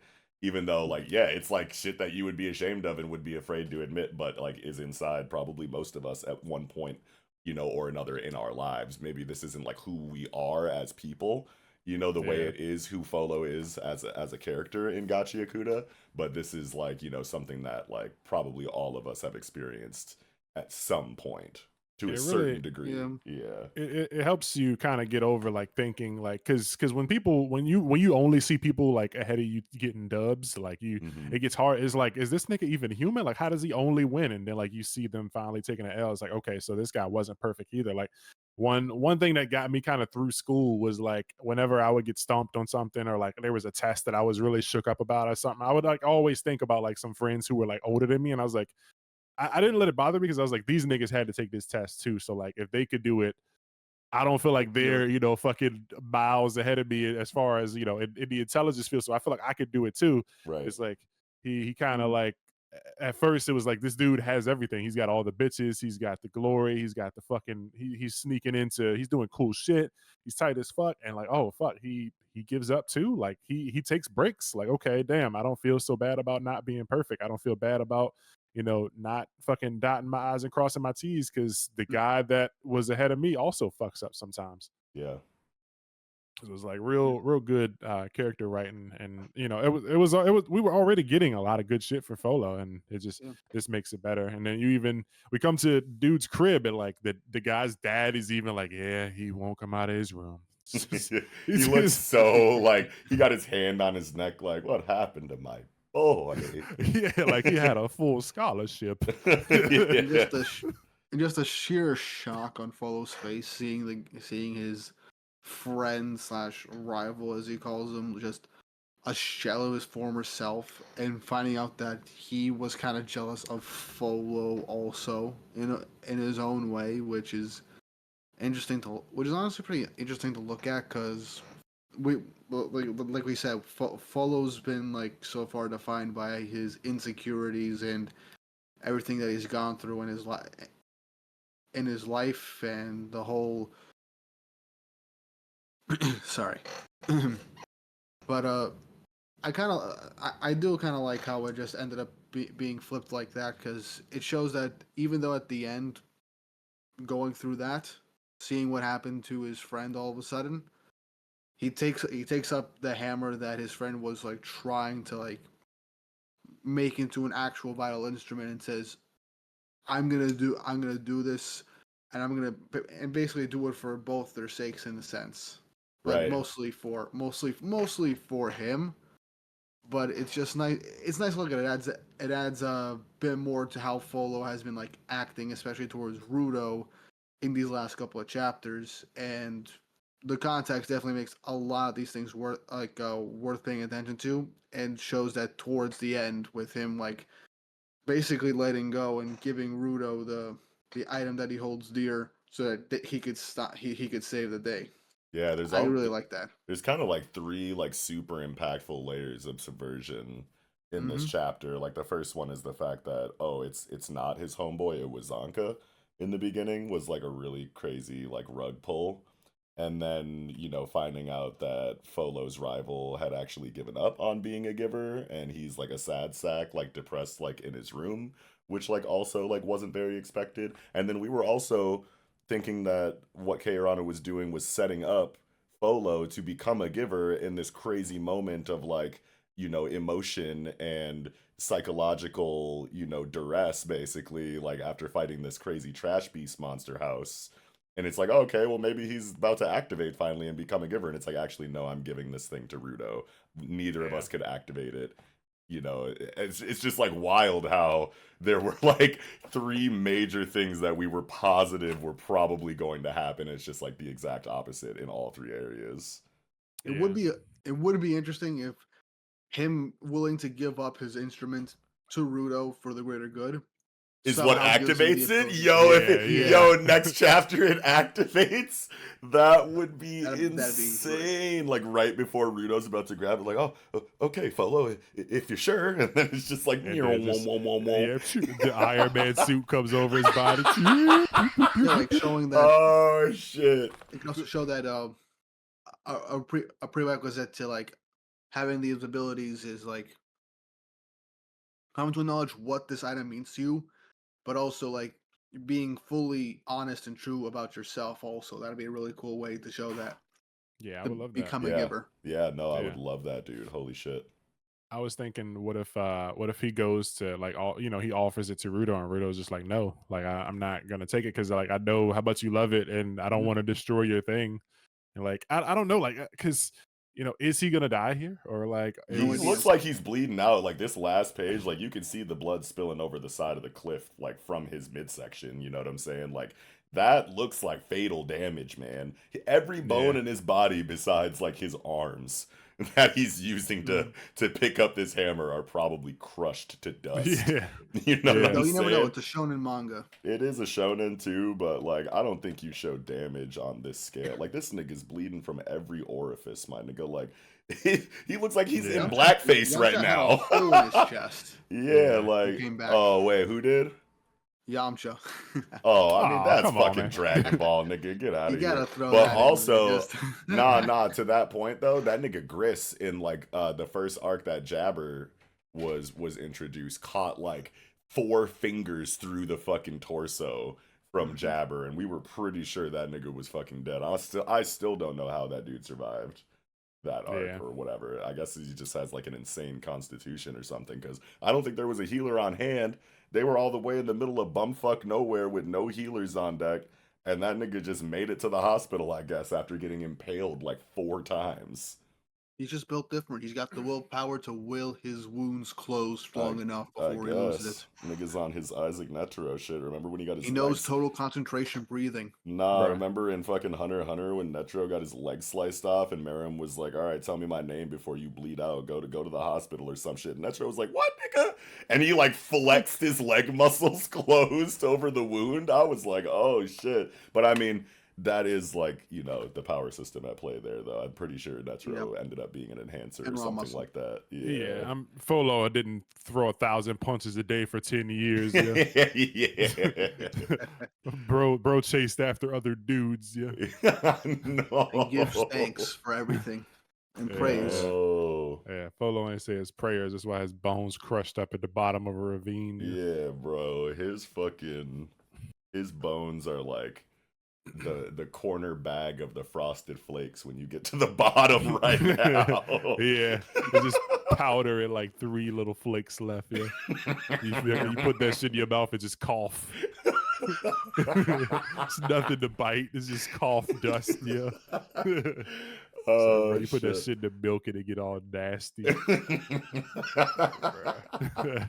Bone milk is crazy. Yeah, bone milk. But yeah, I don't know, man. I don't know what I want for him to happen. Is like at this point, like so if there are enemies, then yes, this probably would be perfect for Rudo But there because ain't no he can only enemies. that's what I'm saying. Like he's got one more use of this ability for the day or whatever because he can only use it like 3 times before like cooldown. So this would be perfect, but I don't think there is an enemy left unless the thing like we were saying the core wasn't like destroyed for the house, so maybe it's still up there. Like it's about to like get up and go. People still around. It wakes up after Yeah, because because Folo was knocked down by the trash beast. Yeah. After Folo accidentally made it so that Rudo's blow dryer was destroyed. Yeah. So it's like he They never sacrificed destroyed the house. They himself. never destroyed the house. Yeah, I mean, if a pillar No, fell because down on that it, but big ass pillar fell on it and crushed it. Yeah, but we don't know. We don't know if that destroyed the core. Is the thing that we were saying last week. So it's like it could still be alive, and we'll see. That's I what guess. I'm thinking too. Like, but I mean, like, if not, then it's like you give him the hammer, and it's like this feels like a fucking a moment, like a Super Saiyan. This is either Folo becomes a giver or Rudo uses the hammer here, or maybe Rudo doesn't. Like, if Rudo takes it, maybe it's just like a thing he does later.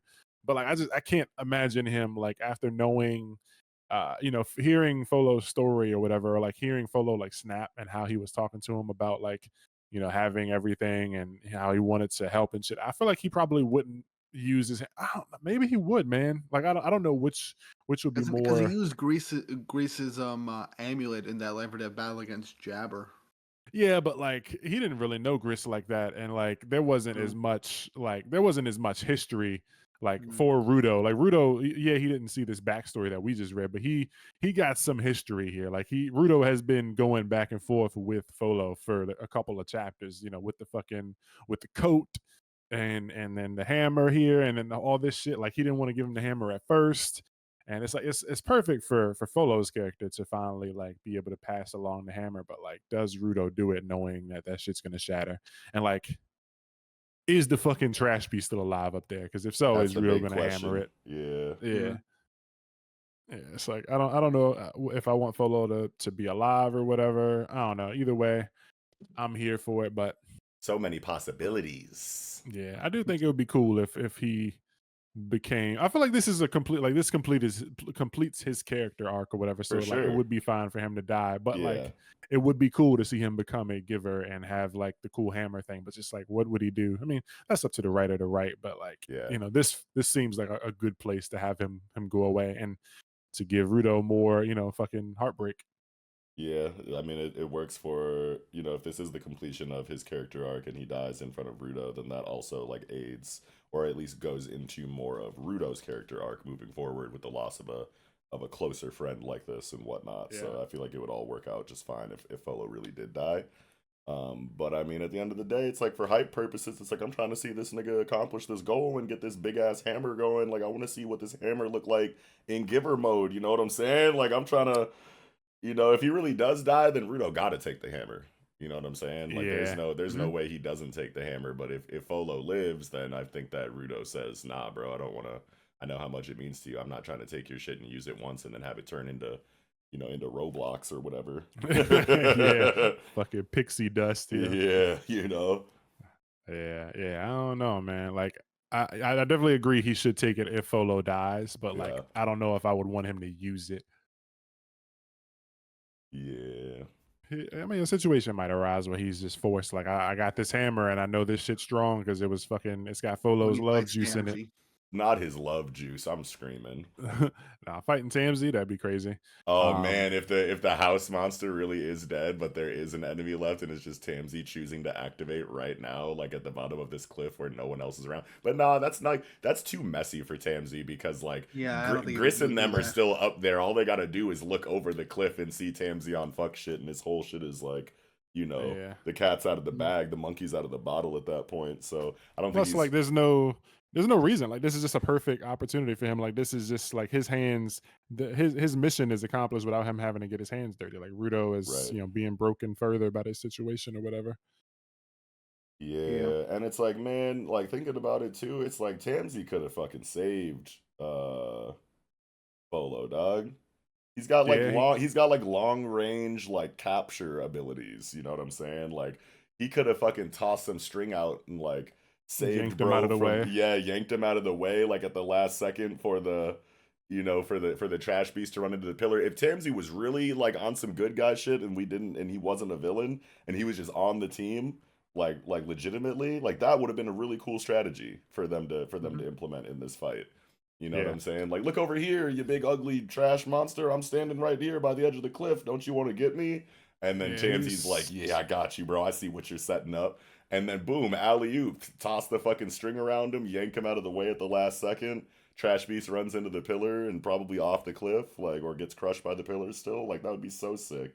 Yeah, Tamsi instead is just so focused on Rudo that he's probably not thinking, like not even like thinking about the fact that he could save someone's life. It's just like, I'm here to you know, on paper I'm here to monitor Rudo's first mission, but like in my head it's like I'm watching Rudo's growth and, you know, trying to see what kind of shit I can exploit or whatever for my own purposes. I think it does more for Tamsi's character since he is a very competent, you know, member of the team when it comes to, you know, cleaning trash beasts and just like combat in general and tactics. I think it does a lot more for Tamsi's character if he did contemplate the possibility of yanking Folo out of the way to let the trash beast like run into the pillar, but then just decided not to for son of a bitch reasons. You know what I mean? Like I think I think that's better for Tamsi's character to be like, yeah, I could have done this, but you know, I'm a villain, so I'd like to watch the chaos unfold with this situation a lot better. It really could be a thing though. Like if he does die here, Rudo could go up there and explode on Tamsi. Like, why the fuck didn't you fucking Spider-Man yank him out of the way, dog? What the fuck were you thinking? Like, what the fuck? You got one job. Like, this is your thing, bro. Like, you got long range, like, you know, tie you up and pull you around abilities, bro. Like, you could have done something here. Yeah, and Tamsi's just like, whoa, sorry, Rudo. I was so, my hands were tied up and I was scared and I didn't know what to do. And it's like, bro, you're the yanker, nigga. Yank niggas, dog. Pause. What are you doing, bro? You got all this string for nothing. Yeah, nah, but that's hilarious. If he really does go up there and crash out like that, I would love that, honestly. That'd be an amazing interaction to get. Yeah, especially if Tamsi turned on the waterworks, like, but I'm sorry, bro. I didn't know what was gonna happen. I was in the moment. I was scared. It's like, bro, you're a grown man, bro. Do your job. Right. You are like the most experienced one here, probably. How that's like a lot of work. Yeah. Yeah. I can see him trying to spit it, like, but he was like, man, damn, he was really like fighting, like he was going crazy. Rudo, like maybe this was for the best, bro. He like, really wanted to have his moment, man. I didn't want to interrupt that. Yeah, he was trying to bite your head off, and then he wanted to be Superman, bro. Who am I to stand in the way of that? There's so many ways that, like, you know, on like a manipulative psychology like level that Kei Urana could write that interaction that we're discussing the possibilities of right now. On the Tamsi side of things, like she could really make him do some dastardly dialogue if Rudo really does come up there and go, Tamsi, where were you? There's a lot of writing that could happen there that would be amazing for all characters involved. He turns around and he's got the fucking Shinya Kiritani grin on his face. No, just super toothy. Yeah, big smile, yo, all according to plan. Screaming. Yeah. One other thing I wanted to say about this scene when Folo goes to see his boy. This the stuff that the guy in the blanket says, it reminds me of like all the fucking black movies where like the main character is like the smart guy with the fucking scholarship to college and his homeboy is like a drug dealer with all the money and bitches, and he's like, I want to be like you, man. He's like, no, man, you need to all this time I wish I was like you, bro. You need to get out the hood and go, do something with yourself, bro. You smart, keep going to college, don't he's like, but I want to slang drugs with you, bro. And he's like, nah, man, you can make something out of yourself. You better than this, bro. Yeah, you wanted to be like me and I wanted to be like you, man. I wish I had your path, man. It's like, bro, you've been watching me and I just, that shit, like I wanted to be like you, dog. The spark in your eyes when you glared at me made me feel like I was falling behind. It's like, dog, you go do something, bro. I got away from you, but I still wasn't free from you. Sends him off to do his thing. Yeah, it's like you need to carry on the fucking will of the hammer, bro. And then the drug dealer like leaves the crib and like gets shot in like a drive-by, and then the fucking music, cause we hopeful. Yes, I am hopeful for today. Ray J went on to go to college and become a store clerk. Like, what did he go to college for then? That's just like the sad reality of America. You go to college for 4 years and like have to be a waiter for 10. Yeah, it's like, bro, this shit stinks, yeah. Oh shit. Yes, I am. Yeah. Take this music and use it. Oh shit. But yeah, good chapter, Kaorana, delivering money bag chapters. Yeah, super money butter chapter, bro. Yeah, so I think that's gonna do it. What about you, Knox? Oh, I'm super good. We were on that shit for a half hour. That was great conversation. Yeah, we yanked that one. What about you, Lee? I think I'm good. Okay. That's gonna do it for Gachiakuta 125, The Fate of the Faceless Mob. Now jumping into Ranger Reject chapters 168 and 169 because 2 chapters came out in a week thanks to the translators. Thank y'all. Shinya Kiritani, age 10. Part 1. As of this chapter, we don't know that there's a part 2, so spoilers. But apparently, I called the chapter title change. Yeah, I think you did say like, what if we just get Shinya Kiritani, age 10? I knew I was the best. Time. You're welcome, everybody. No, I'm kidding. Oh, hell no. Straight to hell with you. But it's interesting to see that it continues directly from that moment. I don't know what I thought they would do, but like, yeah, we immediately get this very gruesome blood splatter of crazy. Original Shinya OG, numero uno, just going down for the count, blood shooting out of his neck in front of his 2 selves, and they're like looking at it, and then the fucking this reminds me of like a movie I saw where like they were like these 2 twin brothers, and one of them was evil or something, and he was like trying to kill the other one, but the mom like loved them both, and the evil one was trying to kill the mom or something, but like the good one kept trying to tell, and she wouldn't believe him until like something happened. I don't remember how she found out, but it came time to like both of them were hanging off a cliff, and she had to save one of them. And she saved the good one, of course, because the other one was like trying to pretend like, Mom, I love you, don't hurt me. But he was a murderer. I know what you're talking about. Yeah, it's the movie. I saw the movie like 20 years ago. Yeah, no way I remember. Oh, but someone in the comments gotta help because that's gonna drive me fucking crazy. Please. Yeah, the 2 brothers or something, or a brother and a sister, they were hanging off the cliff, and one of them was like a murderer or was like going to murder the family or something, and was like, I can't let go of my babies. But did she realize like maybe the one was like not gonna change or something, and she let him go? He fell to his death or some shit. Dude, I know exactly what you're talking about right now. Yeah.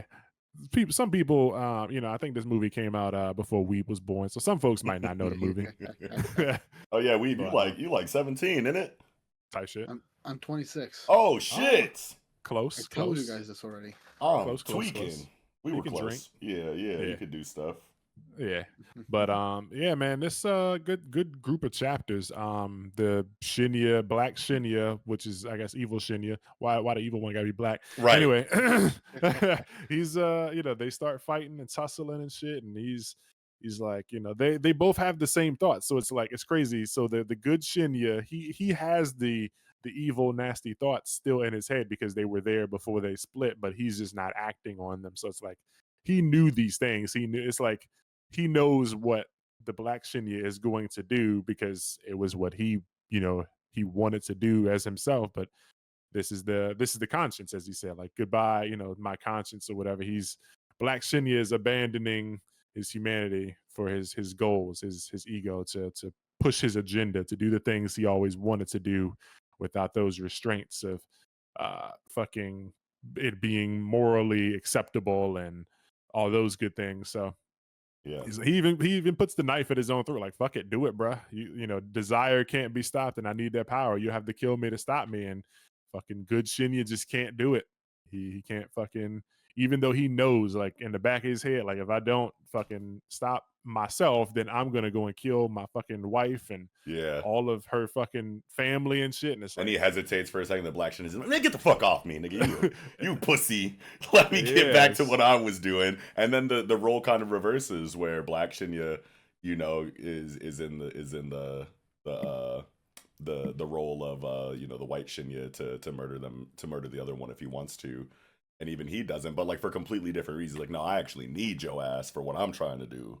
So it's just like cool seeing like the roles reverse and have them like not do it for, you know, completely different reasons instead of it just being like, I can't kill myself, you know, like it, because like that's true for white Shinya because he's good guy Jones or whatever, but black Shinya is like, no, I would if I could, but you lucky I need your ass. All right, bye.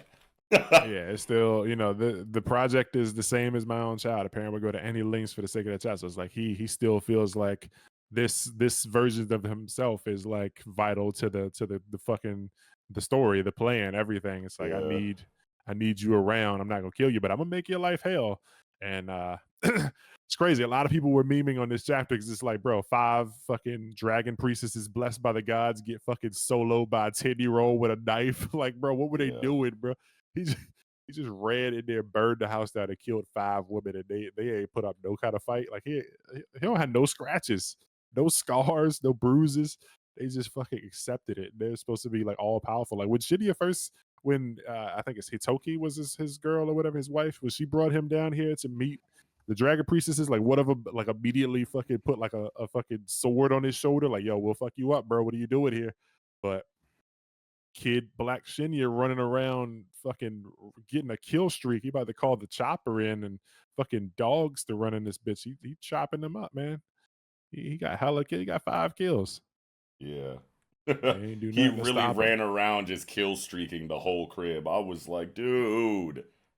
Yeah, this is crazy. And he I wonder, so I guess he just so yeah, I don't know. Like maybe because like at some point they couldn't find Suzuki Yumiko or whatever, because it's like she's the only one that survives. And later in the next chapter, we found out that like good Shinya researched the divine dragons, and like they said that apparently, you know, 5 dragon priestesses would be born to carry on the power or whatever, and like a 6th child shouldn't be born and would bring like ruin to the world or whatever, but like they decided to keep her and raise her anyway. So it's like, did Black Shinya, like they both should know, because I can't say like did Black Shinya know, because if he did, then that's why he left her alive. But then that would also mean White Shinya would know at the time, because they were literally like, you know, if he killed everybody and left her, then that means he knew if he did it on purpose. But yeah, I don't know. It's a lot going on here, man. Negi's been in the fucking bag with these chapters. It was really insane seeing him burn down this house and kill all these women. Yeah, dude, like just ruthlessly backstabbed dude. Yeah, and it's like, she's like, but I will always like, no, let her get her shit off first. Yeah, it's like, bro, that's our wife. Right. Like that's Bae for real. Yeah, like all the shit that they've been through together. Like we fucking birthed a child, and we've been living together, and you know, had all these good moments, and nope, my ego side just murdered my own wife, and I just got to deal with that, and my fucking 10-year-old body. Crazy. God damn.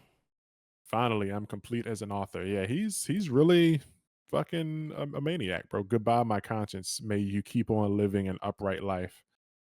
And then like the white Shinya, he's looking at all this damage. All of this is what I wanted. Like deep down, like he's doing, like he was told to do what's right, but he still remembers that he wanted this. Like this was in the back of his head. He just couldn't act on it. And now another body was created to act on it. And it's just fucking fucked. What did I do? It's like, man, OG Shinya should have known that like this is how things would have went down. Like he knew how evil that other side, he knew how fucked up and morally corrupted his shadow self was. And like to personify it in like, you know, a clone body next to like, you know, the more pure, like altruistic like version of himself. Like he should have known that it would fucking turn out this way, man. Like what did you think was gonna happen? Like you smart enough to know that bro was gonna fucking tweak out like this. Yeah, like if you it was kind of going crazy. True. Yeah, but like you gotta know that like if you got a fucking devil on your shoulder and an angel on the other one, that like if you give them free reign over like your body, that the devil one is gonna fucking raise hell, and the other one is just gonna like try and find ways to like salvage the situation and make it not so bad. But like ultimately, he's never gonna go the distance. He's never gonna like go as far as it needs to go and stop him by force or whatever. So it's like he just let a maniac run around and do whatever he wants now, man. Crazy. And yeah, we at the end of the chapter, yeah, he's just thinking about himself, bro. Like I was born to protect them, you know, as a clone or whatever, and does he even have purpose? And he finds Yumiko Suzukiri, young Suzu. She's the only one alive, and yeah, I really want to know, like, if he left her on purpose or if she was hiding. That's Suzukiri, man. Yeah, it's really because like weren't we like talking about like whether or not that was actually her? Like, what? Maybe I was the only one that was confused on that. Maybe you knew because you pay better attention to this shit than I do. But like I remember being like, is that Yumiko Suzukiri from like that we've been following like this entire like yellow Suzukiri with the crazy stare and that teamed up with D in the very beginning to get all the dragon tools? Like that's her. Yeah, so I guess you know now, or at least the original. Yeah, so I guess you know we can jump into 169 to kind of carry that thought. So it's like good Shinya raised Suzukiri. You know, she was like 5 or you know 5, I think 5 years old, and now she's like 7 or something in this time. Yeah, congrats on your 7th birthday. So like during the massacre, she was 5, and this Shinya is now 12 because it's 2 years after or whatever. They do say it 2 years on here, right? Where congrats on your 7th birthday. Your name is Yumiko. Yeah, it's been 2 years since the other me destroyed the Suzukiri home. So she was 5. He was 10. He's now 12. She's now 7. And he basically raises her, you know, until some point, and then she joins the Rangers, and she becomes the second in command under Black Shinya, the one who murdered her family. And she knows, and he knows, like they both know who each other are. Like they've always been having this like catty fucking back and forth. Like when she approached him in the Yellow Battalion, it was like, you know, when I fucking kill Dai, you're gonna you know, make me the Yellow Ranger. And he's like, you know, do whatever you want, you know, time isn't on your side, time's ticking. And he, you know, they know each other, they know of the history and everything. And she just these chapters really put a lot on why she hates the Rangers so much and why she's been so fucking like why she's been wanting to collect these tools because they're her family. And we see like how deep that goes, not just like, oh, this is like my clan. No, these were people that I was fucking like being raised by, and you murdered them. You by yourself in cold blood murdered my family and turned them into these weapons. God damn. And it's like, man, like it gives like crazy, like it like recontextualizes all the scenes that we have with, you know, grown up Suzukiri that we've been following the whole story, and her interactions with, you know, Black Shinya. Like every time they've interacted throughout the series is like has a whole new context now. Yeah. You know, like the reread's gonna be fucking insane. We say that like pretty much every fucking episode. But like every new chapter that comes out, especially at this point that we're at in the story, it just makes that point that much more, you know, I don't even know what word I want there, but like more intense, I guess. You know what I mean? It's like, dude, I really need to reread this shit. I think maybe you've reread it a couple times or something. I don't know. Or wait, I think you said that you don't be rereading like series fully or whatever. I reread like arcs, and I'll go back and like reread this the chapter. Is the one though, for real. Yeah, because you really gotta like see all of her moments and stuff now, like especially when he's around. And it's just like just seeing this and knowing like good Shinya raised Suzukiri, who then went and worked under, you know, bad Shinya with like the hatred in her heart. Like she knows, they both know who they are, and he knows that him, like a good version of himself, is running around out there doing fuck all, probably a cop or whatever. That's what he was in this dream state or whatever. But it's just crazy. The fucking mind fuck inception stuff that we got going on is crazy. Negi's doing a lot with these characters. And you know, he's even like having flashbacks and fucking losing his mind when he sees like her tying her hair a certain way, and it's like she used to tie her hair like that. It's like pissing him off. He's like snapping on her and shit by accident. And it's a lot, man, on this kid Shinya who knows so much, but now like has to go through so much more and raise this kid who doesn't, like, she didn't know like what was inside his head. So he wants to raise her the right way type shit. And he knows what he knew, but she doesn't. She just knows that her family was murdered. Yeah. And she most likely doesn't understand. Like, she probably just saw like a guy. Maybe she didn't even see, like, she might have not even seen, Shinya do it. Like the evil Shinya. Like, she probably didn't even see the murder and like doesn't even know. Like, she just came outside and her family was dead and the fucking house was burned down and the only one around was the good Shinya. Just like, we don't know what she, knows. Yeah.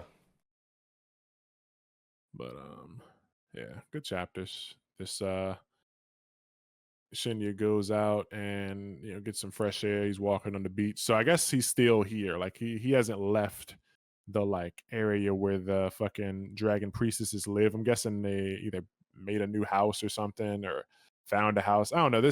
I feel like this is close by. At least they got like a shack or some shit. And so he goes out, I guess, to go fishing, or he pulls like a canoe or something out of the water. And this fish, I was confused for a moment. Did y'all have any thoughts on this fish? No, I had no thoughts on that fish. I thought it was like, at first I thought it was like Black Shinya just like fucking with him. Like, I know where you at, nigga. Don't forget, I got eyes on you at all times. Here's a fucked up ass fish. See ya.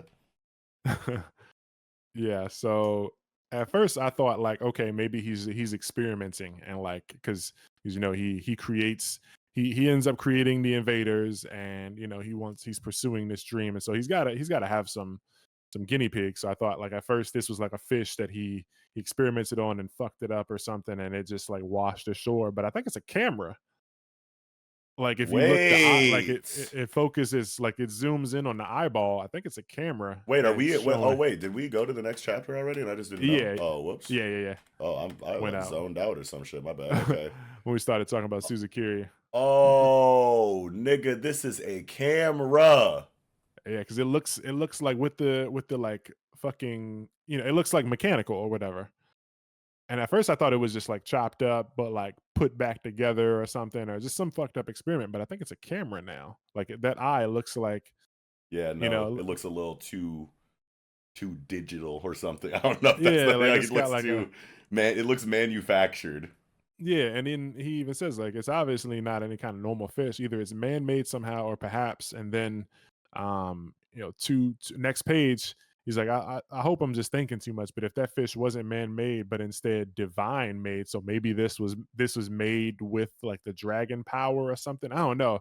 Black Shinya is doing some stuff, and it's like, I guess he's just been keeping an eye on them with this fish. Like, he's been watching them. He knows where they've been for the last 2 years, and so Yeah, it's I like, did not look closely enough at this fucking fish, bro. I think I read the chapters too fast trying to get it like done before the show, because I thought it was just like a fish that had been like chopped up a bunch.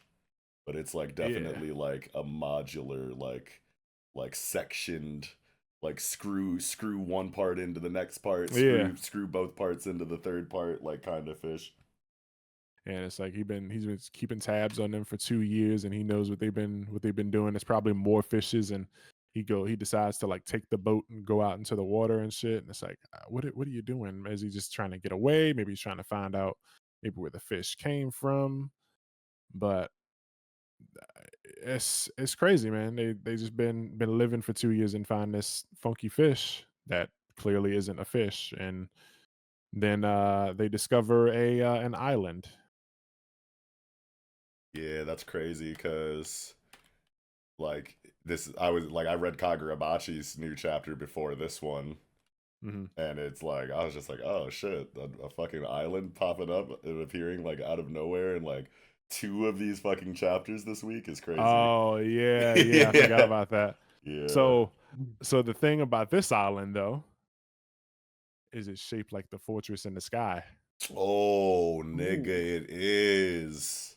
I didn't Pretty even sure it notice. pretty sure it is the fucking fortress, and he just Black Shinya probably just fucking terraforms that shit or something. Somehow this thing is going up in the sky. And this is, I guess, the base of operations for probably, that's probably where he is, and probably where the fucking invaders are born, in this fucking island. So Damn. yeah, he's Negi's doing stuff, man. The art on this is crazy Yeah, dude, this double page spread. yeah, for an almost all black picture. This is beautiful. Yeah, it really is, bro. And he's like, that island wasn't there before, so it's like, did that bitch come up from out of the water out of nowhere? And Shinya's like, fuck yeah, I'm all about this. Okay, so So this attack that comes out of the water looks a lot like Red Keeper's move, doesn't it? yeah, either that or one of the blue ones because it's like coming out of the water. Yeah, I don't remember if like Red Keeper shit is like fire per se or not, but like just um, like the tendrils of like the like it just looks like God, I can't remember the fucking Japanese name. I wish I could. It was like it was Yamato no Orochi, I yeah, think. Yamato no Orochi, I'm pretty sure. So it's Yeah, it had like like 8 or whatever. yeah, it's Yeah. like a Hydra style like snake tendril attack of energy. Yeah. It could be that. I don't know if it would be like I know there is one of the blue ones is based on I forget what the name of it is. It's based on like a sea priest folklore thing where it's like it would in legend it would like fucking sink ships and drag them to the bottom, but I don't think it would be shown in this way if that were it. So it could be like the Orochi one, but I don't know. Next week we'll find out. But yeah, they got fucking surprised. So it's like I wonder, yeah, is this the other Shinya doing it, or is this like the dragon gods, being fucking pissed and attacking type shit? Oh shit, yeah. Kind of like nature, rebelling against humanity, in this case, Shinya, for having these thoughts and causing this evil shit, and it happens right outside. I guess they're probably gonna wash up on the shore of this island. It'd be crazy if we see them fucking go through a fucking jungle survival arc here. Shinya and Yumiko. Wait, Yeah. what? The like cause they're like it don't look like they on the last page, it don't look like they're far away from the island. So maybe like with this like capsizing their boat or whatever, they'll wash up on this island and try and figure out what the fuck's going on and survive here for a little while before getting off or whatever. Like maybe their boat's broken or something. Oh yeah. So they probably have to like explore this place or some shit. I don't know. Hopefully we get the chapter translated sooner than later for this one when it comes out, because I think chapters for Weekly Shonen Magazine actually come out on Tuesdays officially. So we'll be no one will see this, excuse me, obviously, because it takes a couple days for them to translate it. But like stuff like Gachi and Shangri-La we'll be able to read in a couple of hours. But yeah, looking forward to seeing where this goes. Shinya Part 2 for 10-year-old, and I think we're supposed to get a color page this week too. So I wonder what Oh the color page is. shit. Yeah, wonder what Need they'll do that. for color page. Yeah. Everything's falling into place now. This Yeah. might really end up being the final arc after this. And nothing's go. Man. Oh no. I mean, I we're can getting- see. I mean, we're basically pretty much getting most, if not all, of the answers right now. There's still a lot with other like there's still other invaders out there. Like we don't Yeah. know where Emimatai is, and Right. Peltrola You was can in get this. all of the answers and still have a lot more story left to tell after the fact, because stories don't necessarily have to end when all the mysteries are solved, because a main point of like having those mysteries in the first place is obviously to eventually like solve them and answer those questions, but then it makes like everything that comes after all of the answers are given like that much more impactful, because now you have all the context for everything and all of the character arcs can conclude and all of the loose ends get tied up, and it just makes everything feel a lot better when there's like an arc or two after questions are answered to like really like sell the finality of the series a lot better.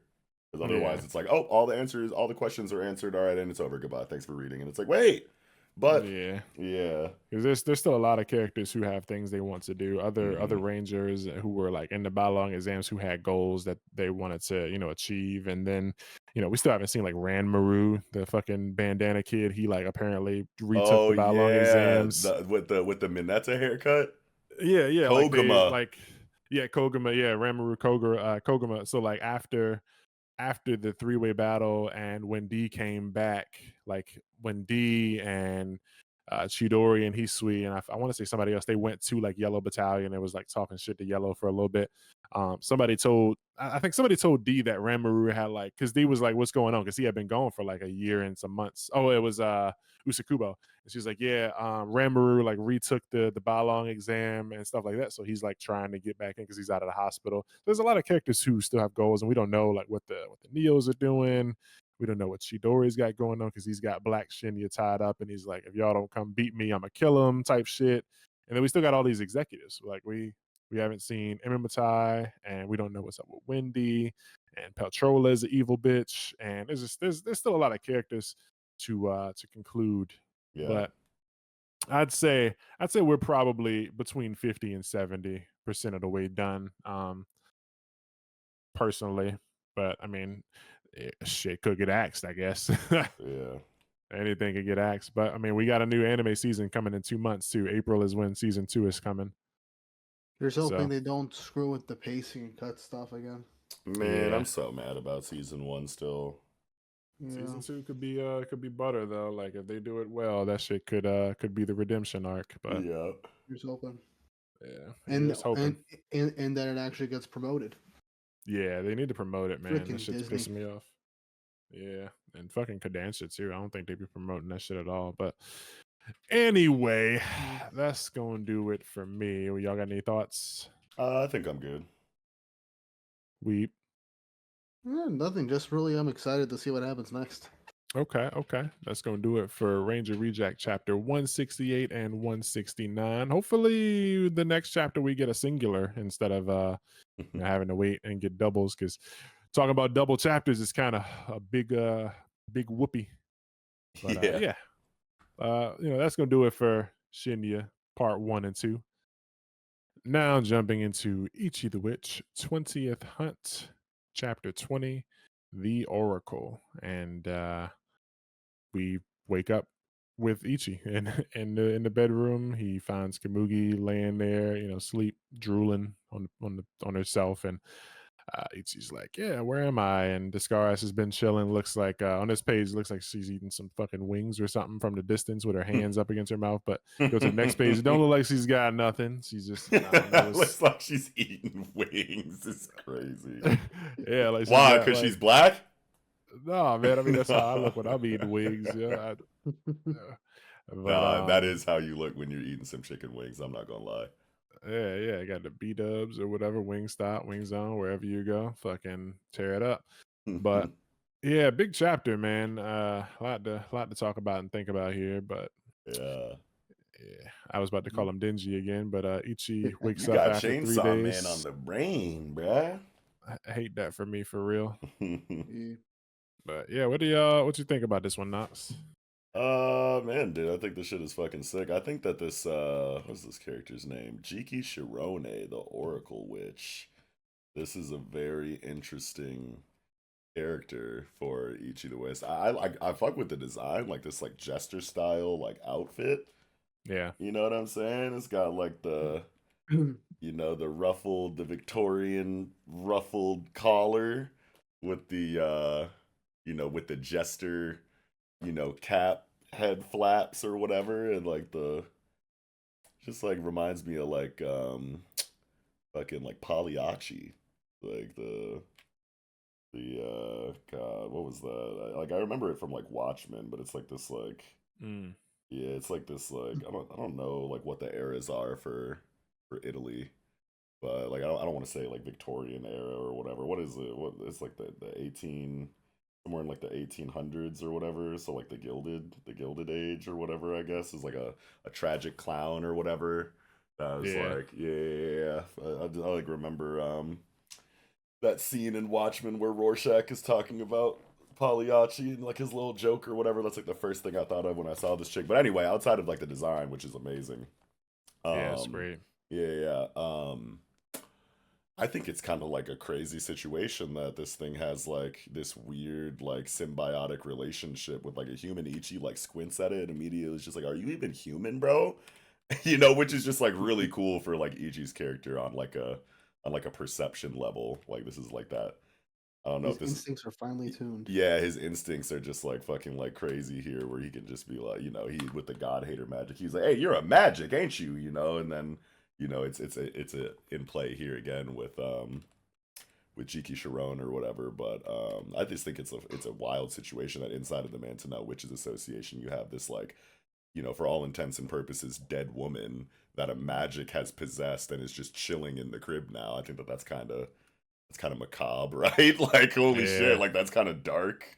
You know what I'm like, saying? what if she had family or something? Like, Right, yeah. fuck them. You're the Yeah. fucking magic's in her body. Your sister's Yeah, gone. you just letting this magic like puppet around this like, you know, human woman that like used to be like your homegirl or whatever, just because like, you know, she's got useful like magic abilities for like clairvoyance or premonition or whatever. It's like, now I'm looking at the Mantonell Witches Association a little differently now. I'm like kind of cocking my head to the side, raising an eyebrow, crossing my arms, squinting at them like, what type of timing y'all on, bro? That's kind of fucked up.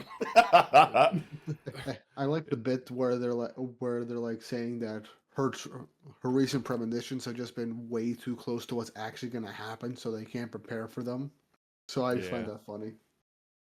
Yeah, and her design's great, and it's like I guess they can't fully trust her because like she's not like she says like I gave it to you, you know, what she says, all my prophecies come true, but what was it? She says like I give it to you when I want to give it to you type shit. Yeah. I share my prophecies with you, but at the time of my choosing. So it's like she's cooperating and she's like nice to humans, but she's also still a magic at heart, and you know, in essence, in nature or whatever. So it's like they're not even like allowing her. It seems like to have freedom. Like they had to enter this like mirror world where she's probably just like kept in there. Like you go to see her, but she doesn't. She's not allowed out. She just stays in this room or whatever for like prophecies and stuff. And yeah, it reminded me a lot of the Future Devil because, Oh like, shit. you know, in Chainsaw Man, you know, they go and see the Future Devil, and I think it was like in a prison cell or something, and you know, it's like stick your head in my stomach and I'll tell your future type shit, and then it's like you're gonna die the most horrifying way possible type shit, and it's like the Oracle Witch is kind of doing the same thing. It's like it's in here and it's giving these prophecies and it's fucking having fun, hooting and hollering and shit. It's got the fucking jester paint, you know, face paint outfit on, and this is a crazy situation. And you know, we got a prophecy now. You know, I'll share some thoughts on that in a minute, but just to spin back to the design, I really do love the design. I love like the clown like characters and stuff, and I'm just noticing like all the things like her pupils have like one of them has like the plus in it and the other one has like a teardrop, and then she's got the plus and the teardrop on her cheek, and then her earrings are different. She's got one earring is a sun, one is a moon. Yeah, she's got like the fucking like motley patterns on the thighs. Yeah, this is all really cool design. And yeah, it's given like Hisoka, Harley Quinn, Pagliacci fusion. Yeah, I hear Usuzuki actually this design is actually a reused design of hers. I've been hearing on Twitter. Don't you mean Usazaki? Yeah, whatever. But she did draw this. She drew and tweeted this character like 2 years ago. So it's cool to see like this exact design. It was in color and everything. Really so you can nice. I think I retweeted it earlier today so you can find it or whatever. But it's really cool to see like, you know, she drew this character 2 years ago, long before she ever, you know, knew she was going to be working on this project. So it's like it's cool to see like, you know, a fucking original creation from her brain makes it to a manga. That's got to be one of the coolest feelings ever. Like I made this character and it gets to be in a series that I work on in Weekly Shonen Jump every week, and it's like this character might be recurring. Like this, they probably won't only get one prophecy from her or whatever. We might see her more. So that's cool as shit. Yeah. But so there's been a lot of talk about the prophecy, and I kind of agree. Don't really feel like it was necessary to have Ichi be this, you know, Messiah, chosen one type of situation. Like he was already kind of, you know, the it feels stories kind of weird, doesn't it? Yeah, because it's like he was already, you know, coincidentally the one male around, you know, able to take out Uroro, and now it's like, yeah, the one who defeats Uroro, which you know they didn't know couldn't be a girl, you know, also ends up being the one who's going to defeat the world hater magic, and it's like a lot of conveniences, right? But maybe it'll feel a lot better once we get like more Uroro lore. Probably. Yeah. You know, I don't necessarily think that like Messiah or like Child of Prophecy tropes are like inherently bad. I think at the end of the day, just like most tropes or whatever, it all comes down to like it all comes down to execution. I want to say at the end of the day, and like you know, if we're gonna trust, you know, any creative team to handle this well, it's the Nishizaki team, but But yeah, I mean, I saw people complaining about it. I don't think it's that big of a deal. I definitely do think it It's feels just a bit weird too right early. now. Yeah, but like, I think that maybe it'll feel a lot better later. And if it does feel a lot better later, with added context or, whatever Uroro lore that we get, or just like, the execution of it in general, once the writing comes in for it, when it matters, however many chapters from now, then like whoever picks up the manga, after that fact will, obviously have like no, issue with it. This is something that feels like very like, because we're reading it week to week criticism. Yeah. You know what I mean? Yeah. Yeah, and it's like it could be something that very much like doesn't matter for the next 100 chapters, because like after Mm-hmm. this, like this fortune telling isn't gonna like define Ichi's character. Like, yeah, he knows he wants to hunt it, and now he's told that like he's the one that has to kill it and will die, and it's like he's down for that, but like there's still other magics to hunt, and he's a hunter, so he's gonna want to keep hunting. So he's not gonna be like crying about this and thinking about it every day. Like he's like this is something that he will know, but he's not gonna fucking have this be like dragging him down or like the focus of his day. Like, people bad things happen to people and they fucking dwell on it all day, all week, all month. He's not gonna be fucking dwelling on this shit. He's gonna be like, all right, so On to the where's the next next one. magic? Yeah. Yeah, let's go get the next fucking magic until it's time to handle this dude or whatever. But Yeah. I don't think this takes away anything from any of the characters. Right. It just this is just one of those things. Like every story is gonna have a moment or an event or something that happens where people are like, I don't know, but Yeah. we just It was just a gotta matter of wait. time before something polarizing ended up coming into this, like, universally praised, manga series or whatever, you know what I mean? Yeah, And at the end of the day, like, I'm happy that they're introducing something like this now, yeah, like less than, 30 chapters in or whatever, than like, a lot later as like, some kind of like contrived like plot convenience or something. Because like yeah. we've seen that before too, and that's like always buns. It's like But I like get the, it. the earlier you introduce something like this, the better, I want to say. But also, it just like doesn't feel like that big of a deal. And like you were saying, like Ichi isn't going to dwell on it. He's a very like present oriented individual. He's very like like, all right, where's the next thing? Boom, bam, bop. Like let's go on to the next magic. I'm gonna hunt everything anyway. So like, and I really want to hunt this God Hater magic. Like regardless of whether or not I'm like a messiah or whatever. We'll see what happens. We'll cross that bridge when we come to it. You know what I mean? Like kind of dude. So it's like fine. It's totally fine. And I doubt that, like like you said, I doubt that they're going to spend too much time on it, in the story like after this too. Like you said, it might be like 100 chapters or whatever, before this writing comes back in for it or whatever. But I mean, at the end of the day, now I'm a lot more excited for Uroro lore is what Yeah, I'm taking away from from this whole Messiah chosen one child of prophecy situation. So Yeah. yeah, Now I'm curious to see how the Scars is thinking right now. Like it could go one of two ways. One, the prophecy isn't about like her, or maybe even a bit less self-centeredly Toe guys to be the ones to take out the World Hater Magic because she obviously has like a grudge against it. Or, which I think would also be another way we can go about this, is that she's like legitimately concerned for Ichi that he's supposed to like die to take out that thing. Because over the short time, she's grown an attachment to Ichi. Like she cares about him like her own like pupil and whatever. And yeah. so I feel like this prophecy now that she's finally like seeing that it's actually starting to come true is like legitimately concerned for him, like the mentor that she is. So I feel like that'd be a really interesting direction to go for it. I think she's very bothered by this. Every page, damn near, you see her, and she she looks has a stressed. yeah, she looks Yeah. stressed out. Like, and the world and save the world with your death, and she's got the like lines on her face, and she's looking down. She's got her hand on her chin. She's looking sad or Like, whatever and man, how is depressed. this Yeah, kid gonna take this, man? I feel bad yeah, for keeping this information from him. And yeah, then, boom, he's like, I don't give a fuck though. And she's like, yeah, oh, yeah. okay. It's And like then suddenly she, doesn't look as sad. still, I But mean, she still clutches her fist.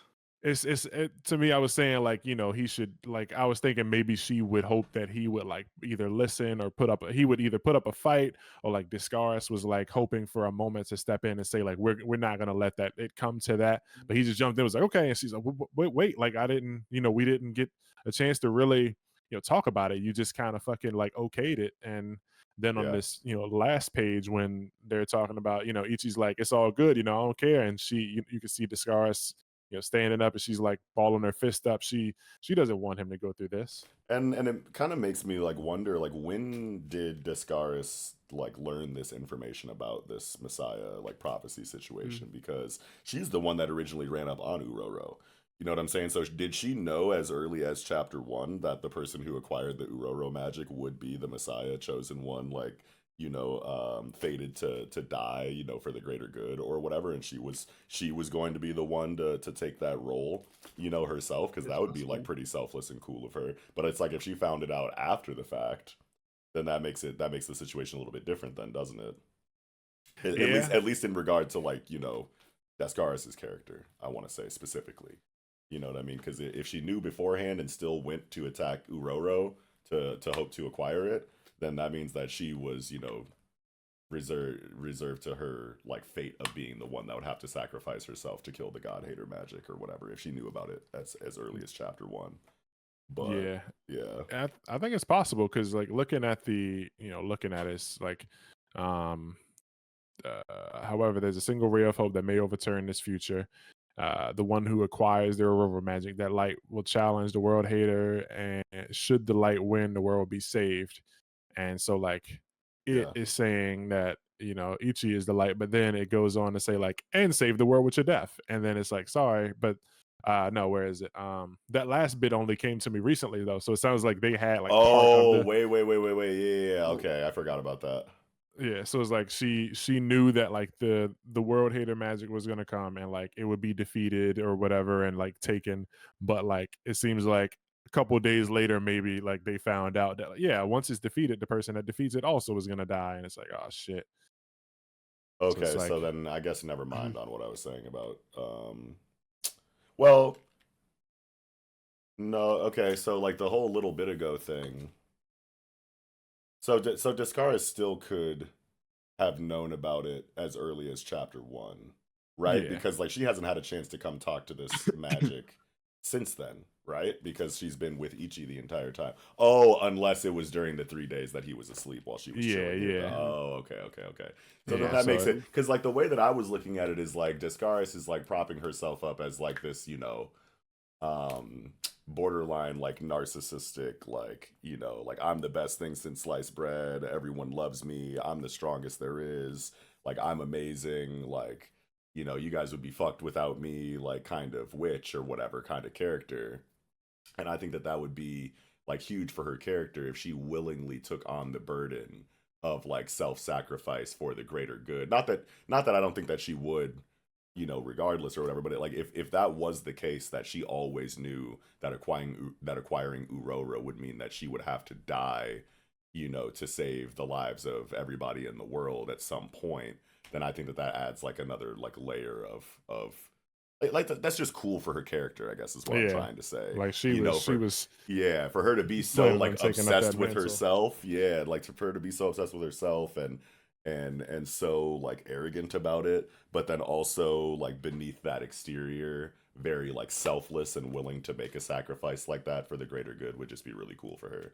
But if she only just recently learned about it, like in the 3 days that Ichi's been passed out, then that makes it a little bit different then. But I could see like her knowing like the initial part, like there one day there will become a magic will appear and it'll destroy everything, and only the person who defeats Iroro will be able to take it down. And then like 3 days ago, also that person's gonna die. And it's like at first, chapter 1, she's like, okay, yeah, like I'm gonna get Iroro and I'm gonna take down this, big bad magic. Oops, this kid gets it, but it's okay. I'm gonna train him because he's gonna be the one to take down the magic.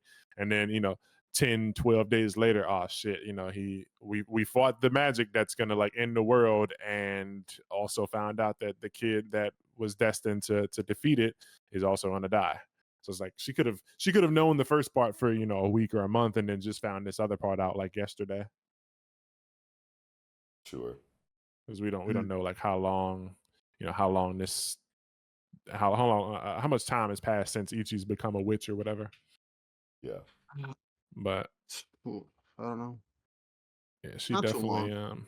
It's been at least 6 days because this is the second time he's used the Roro's power, I think, and blacked out. I believe it's been Oh, at did he least black 6 to out 9. for? No, Did he pass out for 3 days last time he used it?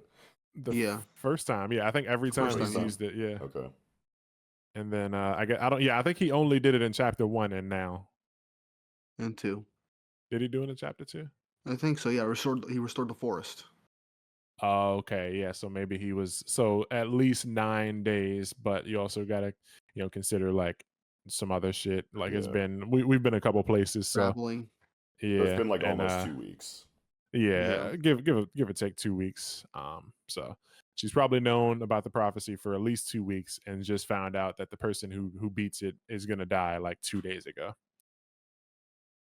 But yeah, good chapter. I mean, I don't mind. Only thing about prophecies like this, where it's like you're gonna beat it and die. It's like either he will die or he won't. And it's like how most people are gonna go with the won't because it's a shonen and it's like when do shonen main characters be dying? So it's like okay, how are At they the gonna like very end write of a it? series, if they're going to, but like Yeah. literally never anyway. Yeah, and it's like how if so, how are they gonna write like him avoiding death or whatever is the question. Yeah. Um yeah, I don't know, man. That's why I I'm mean like not I'm too worried about this whole like concept of like Messiah, like chosen one trope, because it's like, if you know that you're, operating inside of Weekly Shonen Jump specifically, and you're writing a shonen story where like main characters don't be dying and whatnot, then that means that that the audience is expecting there to be some kind of switch up at the last second for one reason or another.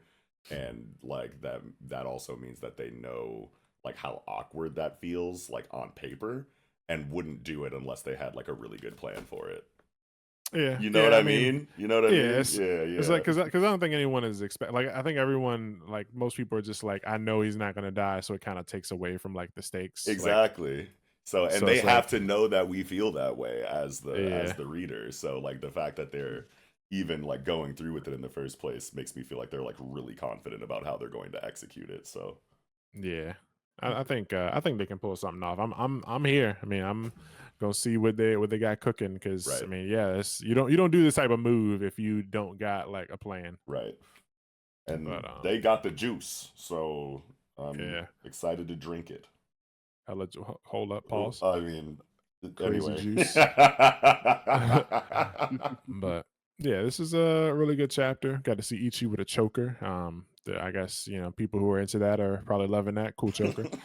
Um, and this like double page was cool with Ichi attacking the world hater. I'm glad. I guess this kind of like confirms that it like establishes this world hater as like a Muzan type of character, where it's like the final villain shows up, they do some shit, they fucking rustle some jimmies, and then they go like, you're not worth my time, and then they bounce for 300 chapters until it's the final battle or whatever. So it's like we got confirmation that he is a final tier, most likely the final boss, and that there's going to be more guys in between, in between Link and Ganondorf, and he's not just like a small time, second arc villain or third arc villain. He's somebody that we're probably not going to fight again for many moons, and there will be just other shitty dudes in between. So that's cool. And Yeah. I did see someone say like now that we know about this, like does the world hater potentially know about the prophecy and what was it doing in that town when it walked past Ichi? Like why was it there? Mm. Um, just maybe it knows. But I remember we were talking about it before, back when Traffy was still around, rest his soul. But we were talking about Oh, rip the guy. yeah, rip the guy, man. But we were talking about like maybe it was like looking for Aurora, like maybe it detected him or something. It was like wondering where he was, or something like that. So, I mean, there's still that possibility, but it's definitely a lot of like coincidences. And like I said, this is the time to do it early in the series. The main character is a boy. No boys can get magic. Oops, the boy got magic, and final boss is wandering in a town, bumps into him, and they're also the ones destined to fucking murder each other in the final, in the end to save the universe. So, gotta see how it plays out. Wow. I'm gonna keep faith. Oh, I'm super like positive and optimistic about it for sure. Yeah. And Other than that, I loved this new character. They wonderful character design, another funky name. They're cooking with the character designs for all the extra witches and shit. Oh yeah. This is probably my favorite design so far. I mean, no. Let me not forget about my goat Shirobadana, man. Yeah, there's a lot I of almost forgot about old girl, but this is definitely my second favorite design in the whole bitch so far. all of them been great. Shirobadana, Jikashirone, fucking Discaris, fucking Marigold. There's some good designs, and I mean we saw in the first like 2 or 3 chapters we saw a lot of other like cool witches in the background. So hopefully we get to see some of them soon. But still thinking that we're going to school next because Ichi lost that Let's competition. see what happens. Yeah. Fucking looking at in this prophecy pick with the world hater magic. He kind of look. I don't know. Part of me is like maybe there's something more to him. Kind of like at the end of Chainsaw Man Part 1, where Pachita was like, "Oh, the control devil ever really wanted was to be, fucking hugged and loved on the same level with somebody unconditionally." Like he's like sitting on these bones, and he's like, he looks like he's got his arms folded or whatever. I don't know. He looks like lonely type shit. Like finna find out that he was a lonely magic, lonely at the top, and wanted someone. No. Yeah. Sad, tragic backstory for this guy, bro. All I ever wanted was somebody who could be as strong as me, and whatever type shit. I don't know. I mean, that would be fine. Yeah, we'll see how it goes. Yeah. I mean, I don't want this whole like I was abandoned as a young magic pup. Yeah. Osamu Nishi does a really good job with the characters in Aruma, so I got no doubt that they're gonna cook with this. So For sure. just gonna wait and see what to do. Yes, sir. But that is chapter 20. You got anything? No, I think I'm good. All right, nice. I was trying to see if I got any of it. Yeah, I'm good too. Okay, that does it for Ichi the Witch, chapter 20, the Oracle. Now jumping into Astro Royale, chapter 39, Exposed. We start off a fight with Terasu Yotsurugi, which I'm pretty sure was supposed to be the third match, unless like tournaments skip around. Because I mean, last time I was like, when we were talking about the last fight, I went and looked at the bracket, and there was definitely another fight before Terasu Yotsurugi. Is it like one of those brackets where you have like a left side and a right side? No, it's like all the names are down the bottom, and okay, it's a standard bracket. Okay. Yeah. Oh, yeah. It's not a left and a right. I know what you mean now. No, it's nothing like that. Yeah. Actually, yeah. No, it was supposed to be. Yeah, this is Terasu. Yeah, so it's supposed to be Samadari and Tyra. Oh wait, maybe it goes over to. So it's like it starts from the top and goes down, and then it branches off to the left, and then it branches to the right. So Terasu and Naito is the first fight on the right side. So maybe it's like. So it was okay. Hold on, let me look at this. Yeah, shit. it's chapter 36, page 14. Okay, it's at the top. So yeah, he's part of the second now on Manga Plus. Weeb Central. Yeah, let me go to Butt Central, or I mean Weeb Central. Damn, we got a Greek one right here. Oh shit! Sorry, Weeb. Oopsie. Right. Oh, this is the one where bro was getting sucked off in the chapter? Yeah. Oh shit. Suction cup. All right, hold on. Let me look at this bracket real quick. Oh yeah, okay. Yep. Yeah, so you see like there was supposed to be another fight, but I guess it's gonna go like left and then right and then left and then right. That's right. Yeah. So I figured it was something like that. Yeah. Okay, so I was tripping. So yeah, Terasu, this is good. I was just making sure like he ain't say fuck that other fight and skip. I was like, that's crazy. Crazy. Dude, I actually like fucked with this chapter as much. Like, really? Yeah, as much shit as I mean. Well, because one, Terasu's doing something other than just blocking shit. Like this is directly, addressing the complaints that we've been making with his character. So like that feels good. Yeah, he directly said it himself too. Yeah, like he deadass said like, like I got to do more than just block shit. You know what I mean? And that's what we've been fucking saying after his last fight, where all he did was block until old girl fucking overdosed and died. Yeah. I was like, nigga, you got to do more, than that. And then fucking we were talking about like, you know, possibilities for his fighting style on like some Captain America shit, like throw the shield and have it dink off some shit and then like come back to your hand and shit. Something, you know what I'm saying? Or at least use it a lot more like offensively than you have been. But like him turning it into the fucking sword makes so much fucking sense, and especially because it's like, man, how did I not see that coming when like isn't his shit Yata no Kagami? Isn't that like what? So. Isn't that like what his like shield state? His shield form is. It's like Yata no Kagami. Yeah, his first form is in the shield is Yata no. It's Light Mirror. Yeah, that's fucking like Kizaru in One Piece, and he turns his shit into a fucking sword. Okay. So it's like I should have like I don't know. Like I feel like it could have been easy to predict like sword into Japanese. shield. Well, no, not even that. Just like conceptually, it's like I don't fucking know, man. It's like I didn't think of the possibility that he could like shape the, you know, the form of this energy that comes from his Astro, because it's just been so much shield stuff. But like shield into sword makes so much sense as an evolution to his fighting style. I've just like had the hater glasses on for so long, I'm just like missing like obvious shit. But this is tight. Like this is tight though. Yeah, and like the panels where he like uses the sword, it's like, hold on, my nigga, were you practicing swordsmanship somewhere? Because this first attack, like you stepped into that shit, you got like crazy force on that, you got crazy follow through, and then when he fucking finishes the fight, he steps into that shit, slices it straight down like he was in a dojo with it for a while. You know what I'm saying? Like who taught you this shit? Yeah, I feel like those action shots of him using the sword are probably some of the best like shots, cold-blooded pages in the series. Yeah. Like we have not had any kind of sword stuff. We need more of that. Yeah. Him turning the shield into a sword. Like I immediately was like fucking Kuwabara. I was like, hell yeah, let's go. Yeah, like fucking spirit sword. Spirit sword. Yeah, I was like, yeah, give me more of that. Feed me spirit sword fucking energy stuff, bro. I need it. And like just everything's so fucking cool about it. Like the even the panel where he's like, I learned from my battle with Unit 6, and he's like waving it down or whatever or up, and you see like the fucking you know the streams. And streams of energy and the movement, that's gas.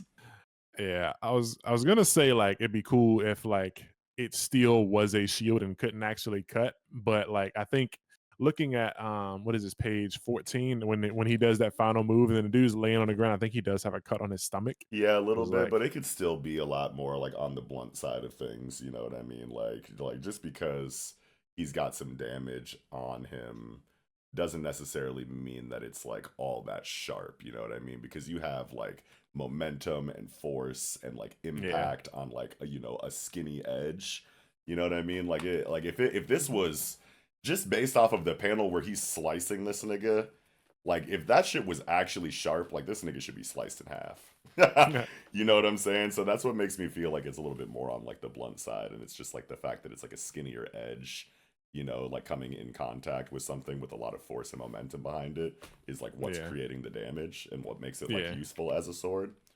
I think that's cooler if it is a sword, like that's still a shield, but he's like attack. So it's like turning his defense into offense, but it still doesn't, he can't like cut, you know, paper with it, but he can fucking knock your ass out with it. Like fucking Kenshin in Rurouni Kenshin reverse blade sword shit. Yeah, that type shit. We don't want to talk about that too much, but yeah. But this was really good for this was really good for Terrace, man. Like I really loved what this chapter did for his character. I'm not saying that this is enough to, you know, make me like a huge Astro Royale fan again or anything. I still think that this tournament is very meh. But it's a step in the right direction. Yeah, it's definitely a step in the right direction. I kind of like, you know, Terasu's like, I don't know if it's combat IQ in this fight is the right like term to like use for it, but like he definitely was like, hey man, I'm noticing a pattern like inside of your fighting style or whatever. It seems like you're invincible, everyone's cheering for you and everything's like cool or whatever, but like you keep grabbing your head, you know, you know, you keep tapping the top of your head whenever you make these huge moments. Like, are you wearing a toupee, my nigga? Are you trying to keep this fucking hair from falling off? Man, let me see what happens if I snatch this shit off your shit. You know what I mean? You know, and now he's like bald and all the hoes don't fuck with him no more. So now he doesn't have his power and he finishes him off. And like, that's funny and cool. at the same time. And Terasu just like, had really quick wit and really cool composure and like a little bit of aura to him, you know what I'm saying, in this chapter. And I feel like he really needed that along with, the fighting style upgrade. So that was tight. Plus the crazy like lore drop like in the at the urinal like cliffhanger at the end of the chapter. I was like, okay, like for the first time in a while, I'm like relatively excited for the next Astro Royale chapter again. Yeah. Yeah, I wasn't expecting that. I was expecting like that at the end of the chapter. Yeah, I was like, right out of left field, but very damn. intriguing. He said, guess what, bro? I killed that nigga. But at the same time, is he telling the truth? That exactly, because Hibaru makes a point, earlier in the chapter where he's like, I never know if whenever you're being serious, bro. Like I can never tell if you're serious or if you're just like bullshitting or whatever. So like that's a cool game that Ken Wakui is playing with this character too, because he set that up like all the way back however many chapters ago when they introduced this guy. You know what I mean? Yeah. So now you have that like uneasy, like is he telling the truth? Is he not kind of like aspect to it? But you have to know what happens next anyway because of how significant of a line of dialogue that is at the end. So that I think that was well done. Yeah. Yeah. With how it's done. I also want to say this, with if he's lying or not, because the big clue as to say that he's might be lying is that their dad seemingly died like from an illness, like he got sick. Classic sick parent disease at the start of an anime or whatever for the backstory. Either it really was just that natural or whatever the hell it is, and the Immortal's just like saying this to get a fire under Hibaru because of how he basically tried to just assassinate the Yakuza Association in the previous chapter, just to get a rise out of him so you can get some good fights out of him before like potentially telling the truth. Even if his dad died from an illness, like you could have just like poisoned him. I mean, he could have created the illness. Yeah, that's what it could also be. Like maybe he made the illness so he would die without anybody really batting an eye, so it wouldn't be considered murder. Right. Yeah, he sprinkled that shit in his dad's juice or something. That's kind of like what's going on in Hunter x Hunter right now. Yeah, something like that. Kind of, yeah. Yeah. Also, who knows? Maybe he pulled a Dio. Oh, I wouldn't know. Or slowly poisoned him over time. Oh, yeah. I mean, I could definitely see it. Like, just looking at the previous page where he's like, it makes me want to corrupt you, and there's the little heart. Like, I could definitely see him, like, next chapter opening up with just kidding and, like, a heart or whatever, just because he's the type to, like, have hearts and shit in his dialogue. So he'll probably, like, fucking hit him with a fucking JK or, like, Hibaru be like, wait, tell me, are you, being serious? And he's like, keep getting through these fights and find out, I'll let you know at the end. Yeah. Type shit. And, I like the attention to detail here where when he comes into the bathroom, he hangs his cane up on the like part of the wall up on the stall right there. Like when he's pissing, he's got his cane hanging up on the thing. It's like that's something that's so easy to like forget. Bonding. Yeah. Fucking Bill Bond. Yeah, bro, he's crazy. Like that's like I told my wife, I said one of the like when you're born as a guy, one of the things that you just instinctually like know is not to piss next to another guy in the urinal. Like, yeah, especially if there's other urinals available. Yeah, if it's the only urinal left, obviously you have no choice. But you could probably also try to just hit the stall. Yeah, but, you know what I'm saying. But like, if this happens to me in real, I'm just turning and peeing on your ass, bro. I'm sorry. Yeah, I'm like, bro, this is disrespect, bro. Like, you catching this stream real quick. Yeah, I'm sorry. What is wrong with you? There's 4 urinals to the left, 4 to the right. Why are you standing right next to me, dog? What's wrong with you? Are you okay? Like, what the fuck is your deal, dog? Like, go stand over there. Don't fucking pee right beside me, you weirdo. Yeah, you catching this R. Kelly attack if you try this with me.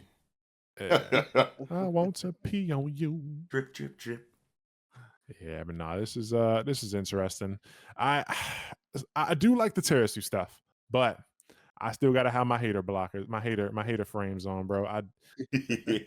I don't like his opponent, bro. This nigga stinks. I know he sucks. But I mean, it's the first fight of the tournament. You know what I'm saying? So maybe the opponents will be cooler as the tournament goes on, obviously. Hopefully. And the writing will be like a lot more compelling. You'd hope, inside of the opponents as the tournament continues. You got to have the little, funny gag fight, or whatever. Like all of the tournament arcs have them. You know what Yeah, I'm Yeah. saying? I just felt like this like sword reveal would have went way harder if it was like the In the Yeah. final final, components. final 2 pages of a tough fight chapter where it's like he was actually fighting and he was like, all right, I guess I got to use that, and he whips out the fucking sword. It's like, oh my god, that nigga pulled out a sword! I can't believe it. Yeah, I It definitely would agree. It would have been a lot more hype if they would have saved it for a moment like that. But yeah. Like maybe he just bap dude with the fucking shield. Like, all right, you're not being serious. Like, get out of here, bro. Like, yeah, he could have done some Captain America shit with the shield and been like, "Why are you grabbing your head like that?" Found his moment and then just like whip the shield. Like he's not expecting me to throw the shield. That could have been, yeah, a good move too to get the wig off and then save the sword for, for a better character opponent later. yeah. Yeah. I feel like the sword would have just went crazy hard in a more intense moment. But like we didn't even see a fucking single punch thrown or anything, bro. Like the Mm. fight starts. He's got the shield up and he's looking. He's like, actually, let me fucking sword mode this bitch. It's like, damn, nobody got a fucking blow in yet, bro. Yeah. Like, Yeah. I don't Yeah, know. no, you're right. You're right. This could have been done better. But Like, at least it was still like what it was and not just like more shield blocking, you know what I'm saying? Yeah. yeah, and it's just like, Right. okay, his next fight could go crazy. Like if we see more of this, but with an opponent that doesn't suck and they're actually fighting back and they're not beat in the chapter that they're introduced, then yeah, we might have a banger on our Well, hands. now that he's doing shit like this, I think that's something that could be like pretty hype in later Terrasu fights. Is he like, at the cost of reduced like potency or something like that in both weapons. If he like split the energy and had a Ooh, sword and a shield at the same time. yeah, Yeah. Yeah, so like a smaller shield that like, blocks like, at like 50% less, or something like that, and then a sword that attacks at like just for like versatility and like options like in combat would be like cool for choreography reasons. And like obviously like the strategy would have to like call for it for some like specific, thing. Otherwise you're just sacrificing like power and defense for like the sake of aura, and you don't want that. But yeah, yeah, but I mean, like, like now I'm just thinking about it. I'm like, man, that would be fucking hype if he was just like, man, the shield by itself isn't doing it. The sword by itself isn't doing it. Why don't I just, and just like separates them? That'd be fucking dope. But now I'm thinking also, too, it's like, man, what other kind of weapons can you make out of this shit? We gonna get some nunchucks, nigga? yeah. Get some tonfas and shit. Like, is just gonna Yeah. start making stuff. He's Like, just gonna be fucking like a weapon master with this energy. now Yeah, that gave me the start.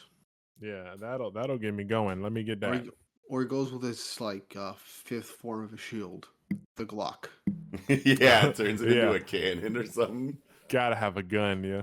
I mean, Yeah, if he's gonna have a second form, he's gotta have a third. Yeah. right, So type shit. yeah. Mm. So just went back and looked at the bracket again because I wanted to see like who's the next fight. So next fight is where shit might cook because next fight is the Kogane Godai guy who is the fucking Mikey dude. So Oh shit. Mikey might go crazy and just ball somebody ass the fuck up. Yeah, top contender, Kanatora faction, Kogane Godai. I need some like And real writing to come in for these characters though. Like it can't just be like fights like, throughout the tournament. Like we got to get some like emotional setup for some of these guys outside of just like, oh yeah, I'm a yakuza and I'm shitty and I do shitty things because I'm a yakuza. Fight me. Like it's got to be a lot more than that. And this other, this guy that Terasu's fighting here isn't he like he's a part of the underworld, but he's not actually a part of a yakuza faction. It looks like he's Hey, like he's really some kind of host the club. Sao Tome group. Yeah, he's like a host club of some kind. So what is that? What is yeah, that like he's like a brothel manager or some shit? I No, guess no. I no. found out what host clubs are. It's basically like the same thing as like a cabaret bar where like a guy where like people pay like guys in suits to just sit, talk, and have drinks with them. Oh, okay. So Okay, he's like so a he's gigolo? Kind of, except you're gonna they don't sleep. It's just like spend time, give them drinks, talk to them, So he's like make an you feel escort, important. like he's like a male, like Kind of, I guess, yeah. yeah. To an I'll extent, sit yeah. and I'll sit and talk to you, drink with you, and chill and shit. I'll be your homie. We all can right. fucking play cards, and all the hoes will think you a cool guy because you're sitting with me. Okay, so all right, well that's fine, you know what I mean. But that's just cool that dude's got some like writing dedicated to like, yeah, I'm in the underworld, but I really hate these Yakuza guys. They're always like the center of attention. But like that's still like very surface level. You know what I mean? Like I need some like real writing to come in, or at least a couple of these new niggas that we got in this tournament. I mean, obviously this dude's a jobber, and like he was only here to make Terasu, look cool in his first fight or whatever. He did his job. Yeah, he did it. He definitely did his job. But like these later characters deeper in this tournament, got like Ken Wakui's got to reach back into that character writing bag at some point for some of these guys, or I'm going to be really bad. Yeah, for sure. Definitely need something from Mikey, not Mikey next chapter. Yeah, not Mikey's got to cook. Yeah, or else, bro. I'm scared that he's just gonna be like all aura and abilities, and he's just gonna fucking like have like a cool fight and get like no writing. Yeah, a cool one-liner like why I don't know why I waste my time. Why did you guys even bother coming here if you're not gonna give me a good fight? Right. He just rips the next guy. It'd be crazy if he just actually kills the next guy, like rips him in half. Like it's just one half a dude's body is like in one area, and the other half is somewhere else. It's like, damn, everybody else so far has just got knocked out of the ring or embarrassed, and this dude comes up and he's the first one straight murderizing a motherfucker. Oh. But yeah, cool Terasu chapter, but. I'm happy, dude. I'm happy. There was a girl there that really liked him, and the dude or whatever. I'm always rooting for chicks like that when they get their moments. So hopefully, dude can open his eyes and pay some attention to the real fan, his real girl. So see where that goes. Maybe not. Maybe never. But yep. Terasu and Hibaru. I guess Hibaru had a good moment. He got to pee. And that feels good. Yeah, that's it for chapter 39 for me. Y'all got anything? I'm super good. Okay, I think I'm good too. All right, we will find out more about dad killer freaky eyeball brother situation next week. That's chapter 39 of Astro Royale. Now for the last segment of the night, we have Kagurabachi, chapter 66, Truth. And we go ahead and give us your thoughts.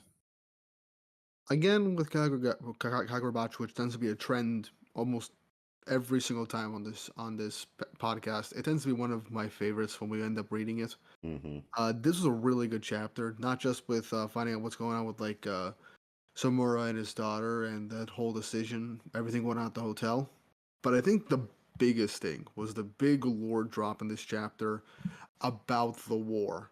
Yeah. The Seitei War. We've been needing that. Finally, I expected a full-blown flashback at some point, which most likely still getting, but the fact that we now have what seemingly the war is and what it was is interesting. The fact that there like a literal small island just appeared out of nowhere with like super powered individuals that weren't negatively affected by the Dan and Seki stone and gave them insane powers. Yeah, very similar to like what was going on in the Ranger Reject chapter. Like I said in the Ranger Reject segment, but I wanted to say it here too. But happened in 2 different chapters this week, kind of a similar situation. Yeah. But yeah, continue. The idea that like all of a sudden these like sorcerers with the Dan and Seki like that didn't negatively affect them, but just boosted their power to absurd degrees, and it took literally Rokuro's father to like find and refine the stone so it wouldn't kill people in order to make the enchanted blades in order to win the war is insane. And then once again, it's the sword master and the 5 blade wielders. So that's another like full blown like solidifying that this from the 6. The sword master is the Shinichi wielder, right? That's what we found out. Yeah. But like something that people have been like that I've seen like every now and again when it comes to like this chapter that I've noticed that some people are speculating, because like Chihiro even brings it up. It's even brought up in this chapter with people like saying, "Oh, the people that the Enchanted Blade Wielders are heroes," but others think of them as like murderers, monsters, killers, all that stuff. So It begs the Yeah, question. exactly. It's like, man, what really happened like during this Exactly. war, bro? Because this splash page on I don't even know what page this is, but the one with all of the graffiti on this nigga's house that says like die, murderer, drop dead, sinner, killer, get lost, and it's like, okay, so is it as simple as just like the war reached the public and the sword wielders like accidentally like killed people through collateral damage from just like fighting, the entities that came from the island? Is it like kind of like similar to, like what people's issues were with like superheroes in like the Civil War like era of like Marvel comics, where it's like, yo, there's a whole lot of collateral damage, these superheroes do nothing but, like that's like a regular like point of like conflict when it comes to like the greater society in superhero comics. It's like, okay, yeah, you guys are superpowered and you can stop the supervillains, but if you guys weren't here in the first place, like would there even be supervillains to come here to fight you and cause all this collateral damage? Because you guys fucking blew up a hospital last time y'all fought Thanos, and my grandma was in that bitch, so like fuck you, you know what I'm saying? Yeah. Like that's like that's like a regular like point, that gets addressed in superhero comics or whatever. Is it just overflow collateral damage like that, or were a lot of these sword wielders just like really shitty people that like use the chaos of war to commit like other kinds of atrocities just because it was wartime and they could get away with it, like in between battles and shit? Like, are we going to get into the nitty gritty like that? Because that's like really reminiscent to like, like what was going on during like Vietnam and shit, you know what I mean? Yeah. With like American soldiers like doing some other shit during wartime, with civilians. I don't know. Yeah, I don't know if we're gonna get into that, but you never know, you know what I mean? Like what really happened during this time, and it makes Samura go like, no, we all have to die. We all suck. Yeah. Yeah, like here's my theory.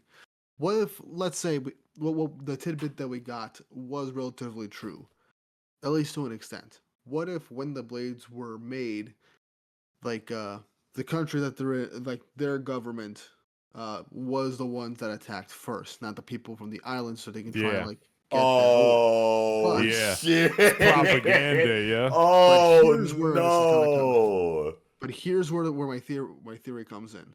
What if like outside the sword master, and Samura figured this out, with the fact that this arc has been focusing on memories, like memory sealing and manipulation. What if all the sword bearers had their memories altered to fit the narrative that they are heroes of the country? That'd be crazy. But yeah, but Samura was the one that managed to like break free of it and realize that this was all a lie. And so that's why he wants all the sword bearers to pay for their sins. Wait, that would that would tie back to Iori too, because like just last chapter they were like, dude, she's like breaking through the seal with no clues. Yeah. And she's the daughter of Samura, so if he's the one that also did a similar thing, and when he got his memories sealed after the war and broke through that seal, with no clues, and that would just be like a really cool like dot connection between father and daughter. I would love that. I would love it if that was the case. This story could definitely be some propaganda bullshit where it's like they're just telling us, the winners, the victors are the ones who write history. Exactly. So it's like, yeah, it's very possible that this island appeared and, either they did come over here in peace, or maybe we went over there looking for resources and discovered all them people was like, fuck all these niggas. We go kill them and take all this shit. And like everybody like around at the time heard about, us invading their land, or not us, but these characters invading their land and taking their shit and murdering all the people over there. And like, now we got these weapons that the Yakuza are running around with, and, causing havoc back on the homeland. It's like, yeah, they fucking tell everyone that they were heroes, and they're painting this story like, yeah, they invaded us and we defended ourselves, but like we probably went there first and killed them and took their rocks and made fucking materials, or maybe they came over here like, hey, we got these fucking let's use them for the greater good. Let's coexist. We got shit over here that y'all don't got. Let's use it for the progress, corn and shit. Let's use it for progress, and like we got like this fucking clean energy source, you know what I mean? Y'all can stop using all that oil, you know what I'm saying? Like that would be very American of them if they really were just like, fuck that, give me your shit, and we're gonna paint you as bad guys to justify us coming over and taking all of your shit, oh no. Yeah, that'd be nuts, man. And then it's like, yeah, because otherwise, why would they be painting his house, calling him a murderer and drop dead, sinner. fucking Yeah, it's like, Yeah. bro, they clearly went over there and wiped them the fuck out. Dude.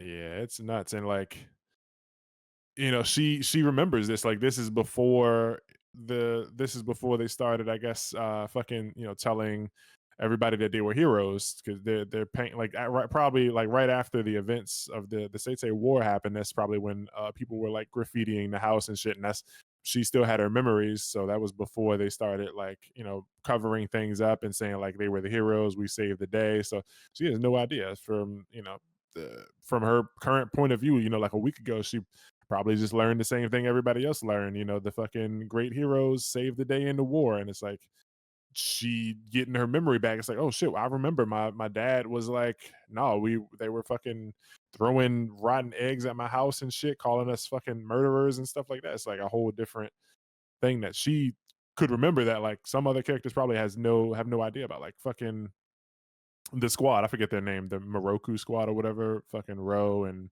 these Masumi? guys, the ninjas. Yeah, Masumi. Like they might not even know the fucking truth.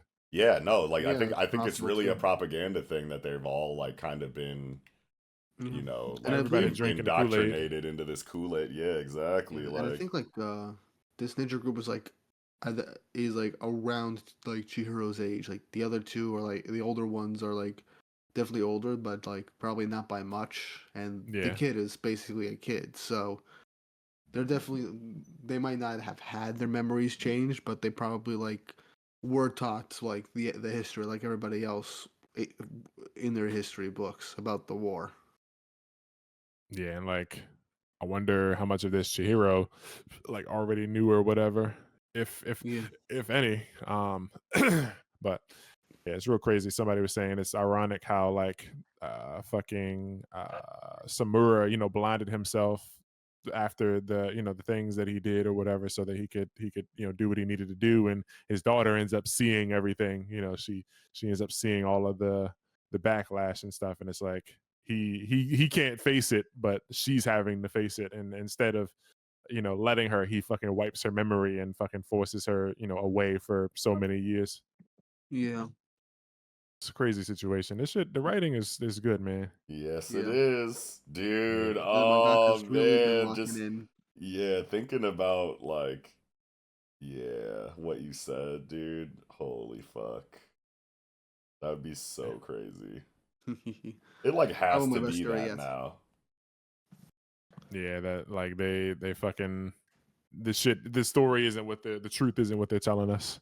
Yeah, Yeah. that makes so much sense if it's like that. That I feel like if it's not what you said, that I'm gonna be mad. Who knows? It could be some better twist that we haven't thought of for all we know. Hokuzona's washed, yeah. Nah, but Yeah. Yeah. yeah, I'm good excited. chapter. After that we pull up. Fucking homies they arrive at the, well, actually they go to the roof to do some stuff, to train, I guess, to, oh yeah, work on the seal or something, because on the rooftop you can do sorcery, so that's cool. But Inside sorcery is forbidden within the hotel, which works considering it's underground organizations and those rules to keep it from turning into a bloodbath, and they have armed guards to protect people. Shame that the Hishaku are just gonna fuck everything up anyway. yeah, I don't want mustache eye patch guy to die.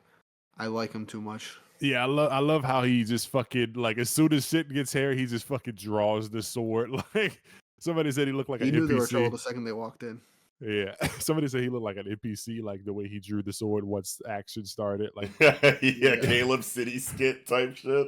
yeah, like he's just standing there watching, and then like you shoot somebody in the face, and then it's like, okay, now you can walk around with your gun or whatever in Grand Theft Auto, but as soon as you shoot somebody, the cops are like, "Oh Lord, man!"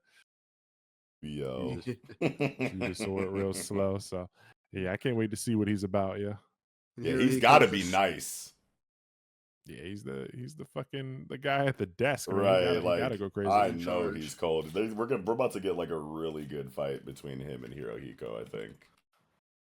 Yeah. Yeah. Oh man, that'd be dope. And like if there's another, because wasn't like, I mean, he's the desk guy, but there's always like a person over, like the manager. So he'll probably be I think he like, is the manager. Yeah, I'm pretty sure is he he? is the manager. Yeah, because Like Okay, I was just thinking yeah. of John Wick because I think in John Wick there was Lance Riddick, but then he had another guy who was like above him. I can't remember who it was. Who like was Oh, actually the right. one who ran the hotel, and then like he was the one at the front desk or whatever. But Lance Riddick also didn't fucking pull out a fucking katana, so Right. Yeah. I mean, speaking of katanas, well, lack of one. Hirohiko slit someone's throat with like A what was it, like hairpin. a hairpin? Yeah. yeah, buddy Which nasty. I like that he's in a similar situation to Chihiro. If he draws the agenda blade, Samura will show up and kill him instantly. Right. But now he's got to fight with his bear technique. Since he's not using his like paper, no, his origami Sorcery. techniques. Yeah. Sorcery. I assume he probably still isn't able to do so right now, or he's probably waiting till he sees Chihiro again.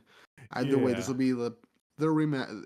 If we're getting the rematch so soon, like literally the very next arc, I'm curious to see how this will work out because Chihiro can use N10, and that is basically what gave him the edge in their original fight. Right. So I'm curious to see how that's He's gonna got go. he's got EI White Purity style though, and they're both like novice True, but swordsmen with like a lot of talent. yeah. true, but he still hasn't mastered it yet, and also Hirohiko's brand new to this shit what too, though.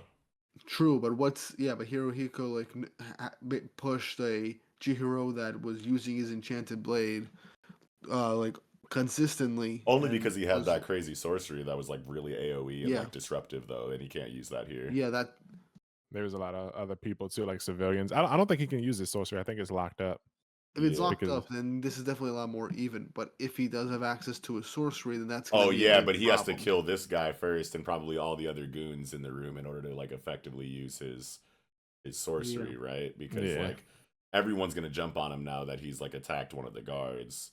So yeah, the factors involved here are like Hirohiko's going to have to fight a lot of niggas. He either has to like low diff them, otherwise he's going to be going into a confrontation with Chihiro like extremely exhausted. yeah. Yeah, and I just because he did pull the Kamayuri out back when he was about to fight Chihiro, so it's like I think he literally cannot use sorcery because he made a contract with that sword, so I don't think he Oh has right, sorcery. yeah, that's right. He right. doesn't have his I sorcery because he has forgot. Kamayuri. Yep. There we go. That's Yeah, what we were but missing. Alright. he just can't use Kamayuri because like Buddy's gonna pull up to murder him, but he is contracted to it, Yeah. so he So doesn't have sorcery. okay. So Okay. so the playing field is like pretty even then Levels. between yeah. Yeah, it's just like, but and so yeah, the playing field is flipped.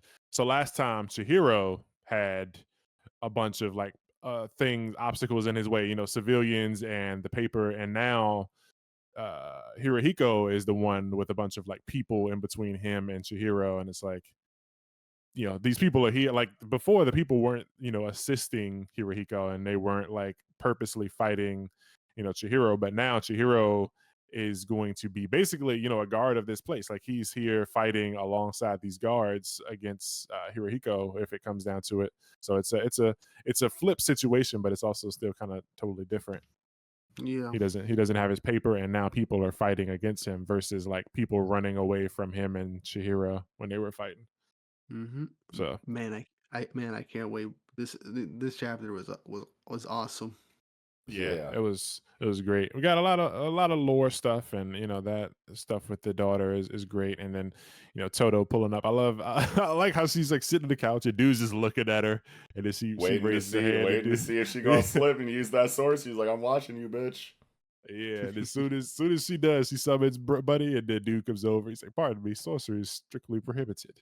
It's like, fuck, gotta get active, gotta kill this dude. Yeah, Bro, he didn't You just know. slice it, like he chopped this nigga's head off with the hairpin. yeah, Look at that damage. That's yeah, not it's just a real. throat Yeah. slit. Like, bro, you cut, and it's like, bro, you're not even using your whole fist on the hairpin. Like, you got this shit in between your index and middle finger and slice the nigga's head off. You're Yeah, he definitely. broken. And I mean, that with barely any training too. Use Yeah, a sword.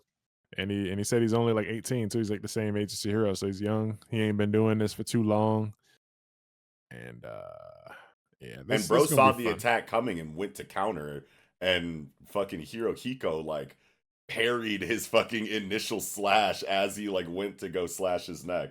Like you can see that Hirohiko's like blocking the sword that the guard was like sending towards him. Like he like sent his arm like upward, like get that shit out of here. And he stuffed his shit as he chopped his head off, bro. That's fucking insane. Yeah, dude's different. But can't wait to see what your hero does, and if he manages to master this shit within the 24 hours, we'll be pulling an all-nighter. Moku says. Excuse me. But was there anything else in this chapter? I like the what is it, like imagery with the lock. They kept showing the lock like weakening and cracking and stuff as she's learning more about the past and shit. That was cool stuff. Mm-hmm. And she's munching down on some bread. Good stuff. Here, have a snack. He's your father. Yeah, this good chapter, man. Good chapter for every bit. Just can't wait to learn more about the Daiseki stuff and like, excuse me. Yeah, the war and how Kunoshige Rokuhira, even got this shit if it was over there. Like, did he go over there? So another thing is like, I was looking at chapter 1 and it's like, Kunoshige, when he was showing the swords and shit, he was like, making swords with Chihiro. He also, he took a sword and like chopped the, those little, what are those, like straw fucking like cat scratcher things? I don't know what they call them, but the samurai niggas, they always chop them at a diagonal angle and like the top part will come off. He took a sword and straight chopped that shit in half. And I was like, okay, so he wasn't just a blacksmith. He might have been, a warrior too. He might have been like in the front lines at some point fighting in wars and then retired. Like maybe he saw too much blood and was like, nah, I'm gonna just make swords. So it's still a lot to know because like he had to get this rock somehow. Yeah. A lot of mysteries that still need to be answered. That immediately just made me think of crackheads.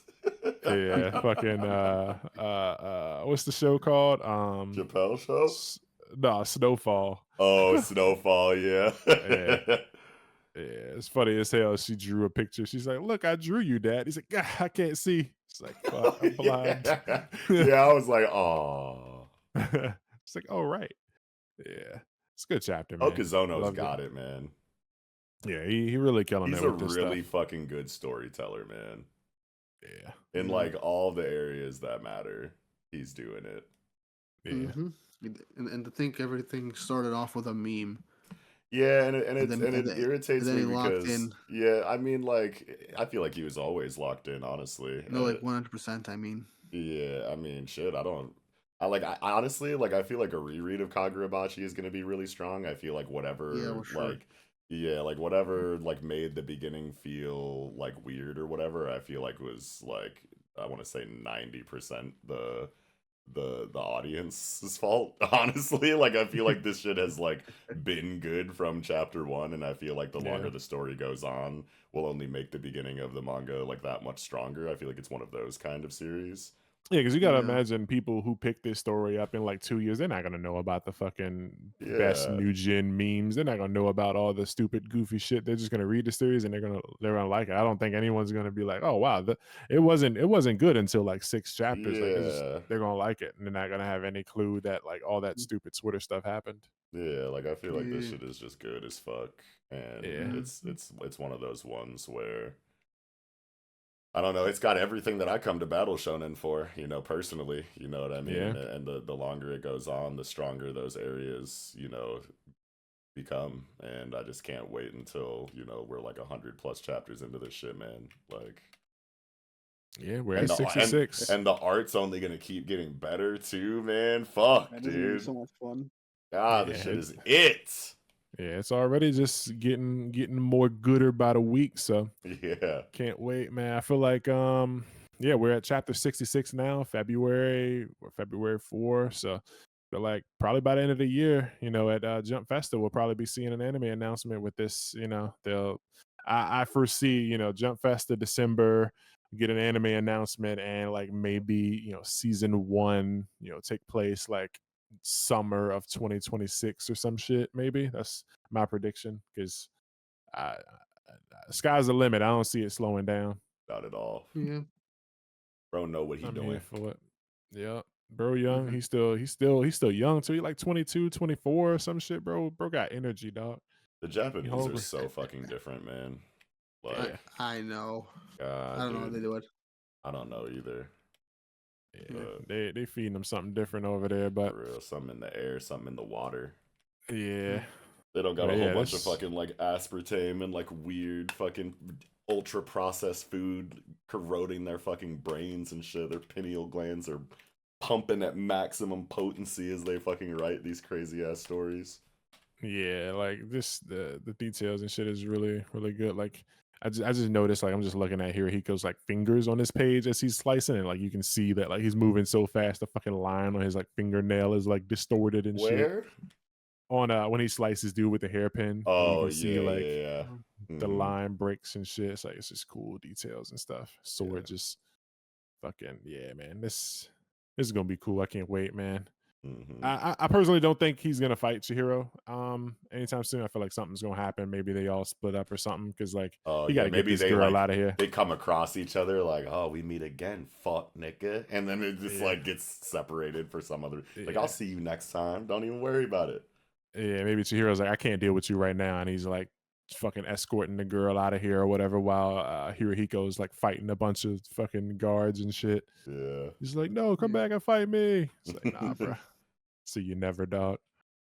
But yeah, I think that's all I have for this chapter. You guys got anything else? I think I'm good. Okay, nice. I'm also good. Okay, that's going to do it for Kagurabachi chapter 66, Truth. Now, before we close out, we'll go ahead and talk about what our favorite chapters of the week were. For me, I'm going to pass it. Knox, what's yours? Oh, shit. My favorite chapter was Astro Royale. No, I'm kidding. That would have been a wild card. They gonna have to do something very special in order for Astro Royale to ever get chapter of the week over things like Kagurabachi or and literally anything else on the lineup. But for me, it's between Gachiakuta and Ranger Reject. I think. Okay. Let me think here. I think I'm gonna go. You want to know what? If the newest Ranger Reject chapter was the second to newest one, I think I would choose that. But because the newest one was like the one that it was, I think I'm just gonna say Gachiakuta this week. Okay. Just because like there were just like so many like layers of subversion going on and like so much character work going on for Folo, and like it just like was like an all around, and the art was fucking insane in the chapter, and like the Zonka stuff. Like, I don't know. It was just like such a feel good chapter for me that I have to choose it. But both Ranger Reject chapters were fucking insane too. Okay. What's your chapter of the week? Well, honestly, after talking about it, it was gonna be a Ranger. It was gonna be the same as Nox, Ranger, or Gachiakuta, but I'm gonna go with Kagurabachi with everything we talked about in that section. I stand by it. If my theory about the war and the sword bearers whole conspiracy thing ends up being true, that'd be insane. But the propaganda, need that. But yeah, I can't. But yeah, like I can't wait for the lore about the war, and also how Chihiro and Hirohiko's potential rematch is gonna be now with everything that's going on. So I'm going with Kagurabachi for this week. Okay. And since they left my goat hanging, I'm gonna go with Negi, bruh. Always vote on Negi Haruba. Ranger for me, man. Everything else had great chapters. It was bangers. We got a fucking sword in Astro Royale. We got fucking backstory, potentially, possibly a lie in fucking Kagurabachi. Fucking backstory in Gachiakuta. Everything was fire, and we got fucking cool stuff with the prophecy and Ichi. It was good chapters, but fucking Ranger was the one that had me dropping my pants, man. Yeah, and baby.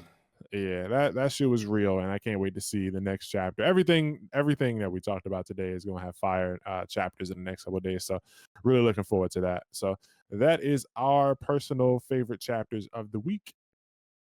And now, lastly, before jumping into the outro, we will talk about top comments of the week, looking at some of the comments from last week's episode from Monkey D. Luffy -K7M.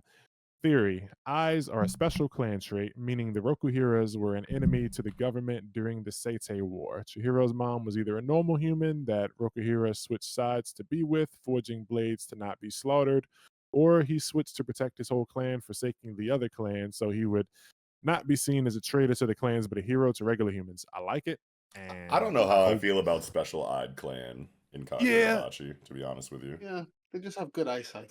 I like doing stuff for mom. Like I want to Okay. see mom stuff, and I want to see like where that might go. But yeah, I'm personally not a fan of it being a like Kekkei Genkai bloodline eyeball ability. So I don't want that to be a thing, but I do want to see like mom stuff, and I hope like maybe the mom was like, you know, a spy or something, or maybe she was one of the people from the island or something. I don't know, but And I know that I was just talking about how like tropes themselves aren't like inherently bad like writing decisions just by being used earlier in the fucking Ichi the Witch segment, but just because like there is already like writing there for why their eyesight was kind of like special without it being like a Kekkei Genkai style bloodline eye clan trait. I feel like that's just good enough and cool and different, and that's fine by itself and doesn't need to have all the extra shit. yeah. But I mean, like ultimately, it comes down to execution. So if Okazono really did want to do that, we would just have to wait to see what the writing was for it, and it could probably be fine. But Yeah. just because like I already liked the writing that we got for it, initially, I just feel like it's unnecessary to make it a clan thing. Yeah, I'm not a fan of the clan idea. Like if it happens, it happens, and we'll see how it goes. But I would prefer that not to be a thing. Yeah, but with the eyes, just keep it just. They just have really good eyesight, better than the average person. Yeah, It doesn't have to be anything too supernatural. yeah. Mhm. 2020 on a new level. They just got really good eyes. They got 10 So 10. 40. yeah, 10 10 220. Anyway, thank you, Monkey D. Luffy K7M. And one more comment. Let's see, at B.I.B8036. I'm excited for the future of Ichi the Witch because in the latest interview with the author, she said she was inspired by Pokemon. We all know how many Pokemon and how long Pokemon in general is. The potential for this series in areas to travel, magics to see, and more are quite literally endless. This is the first Weekly Shonen Jump manga since My Hero Academia that feels like it can last for at least 500 chapters. Yeah. Yeah, Gotta catch them all. yeah, gotta catch them all, bro. There's, I think they said there's like, them all, Pokemon. I wanna go back and look, but I feel like they said there was like 14,000 magics or something in the world. I could be tripping, but I mean, obviously, I we're not didn't gonna know it was see. inspired by Pokemon. That's 1400 fucking sick. maybe. But that makes a lot of sense. We were just talking about like that Robot Chicken episode that talked about the inside of a Pokeball when we were reviewing the last Ichi the Witch Yeah, chapter yeah. too. So that's like That's awesome. super relevant actually. Yeah. I think Yeah. that was that was kind of what brought about that comment. That along with Oh. the because there was a comment on the last Oh, episode. right. I'm tripping. Yeah.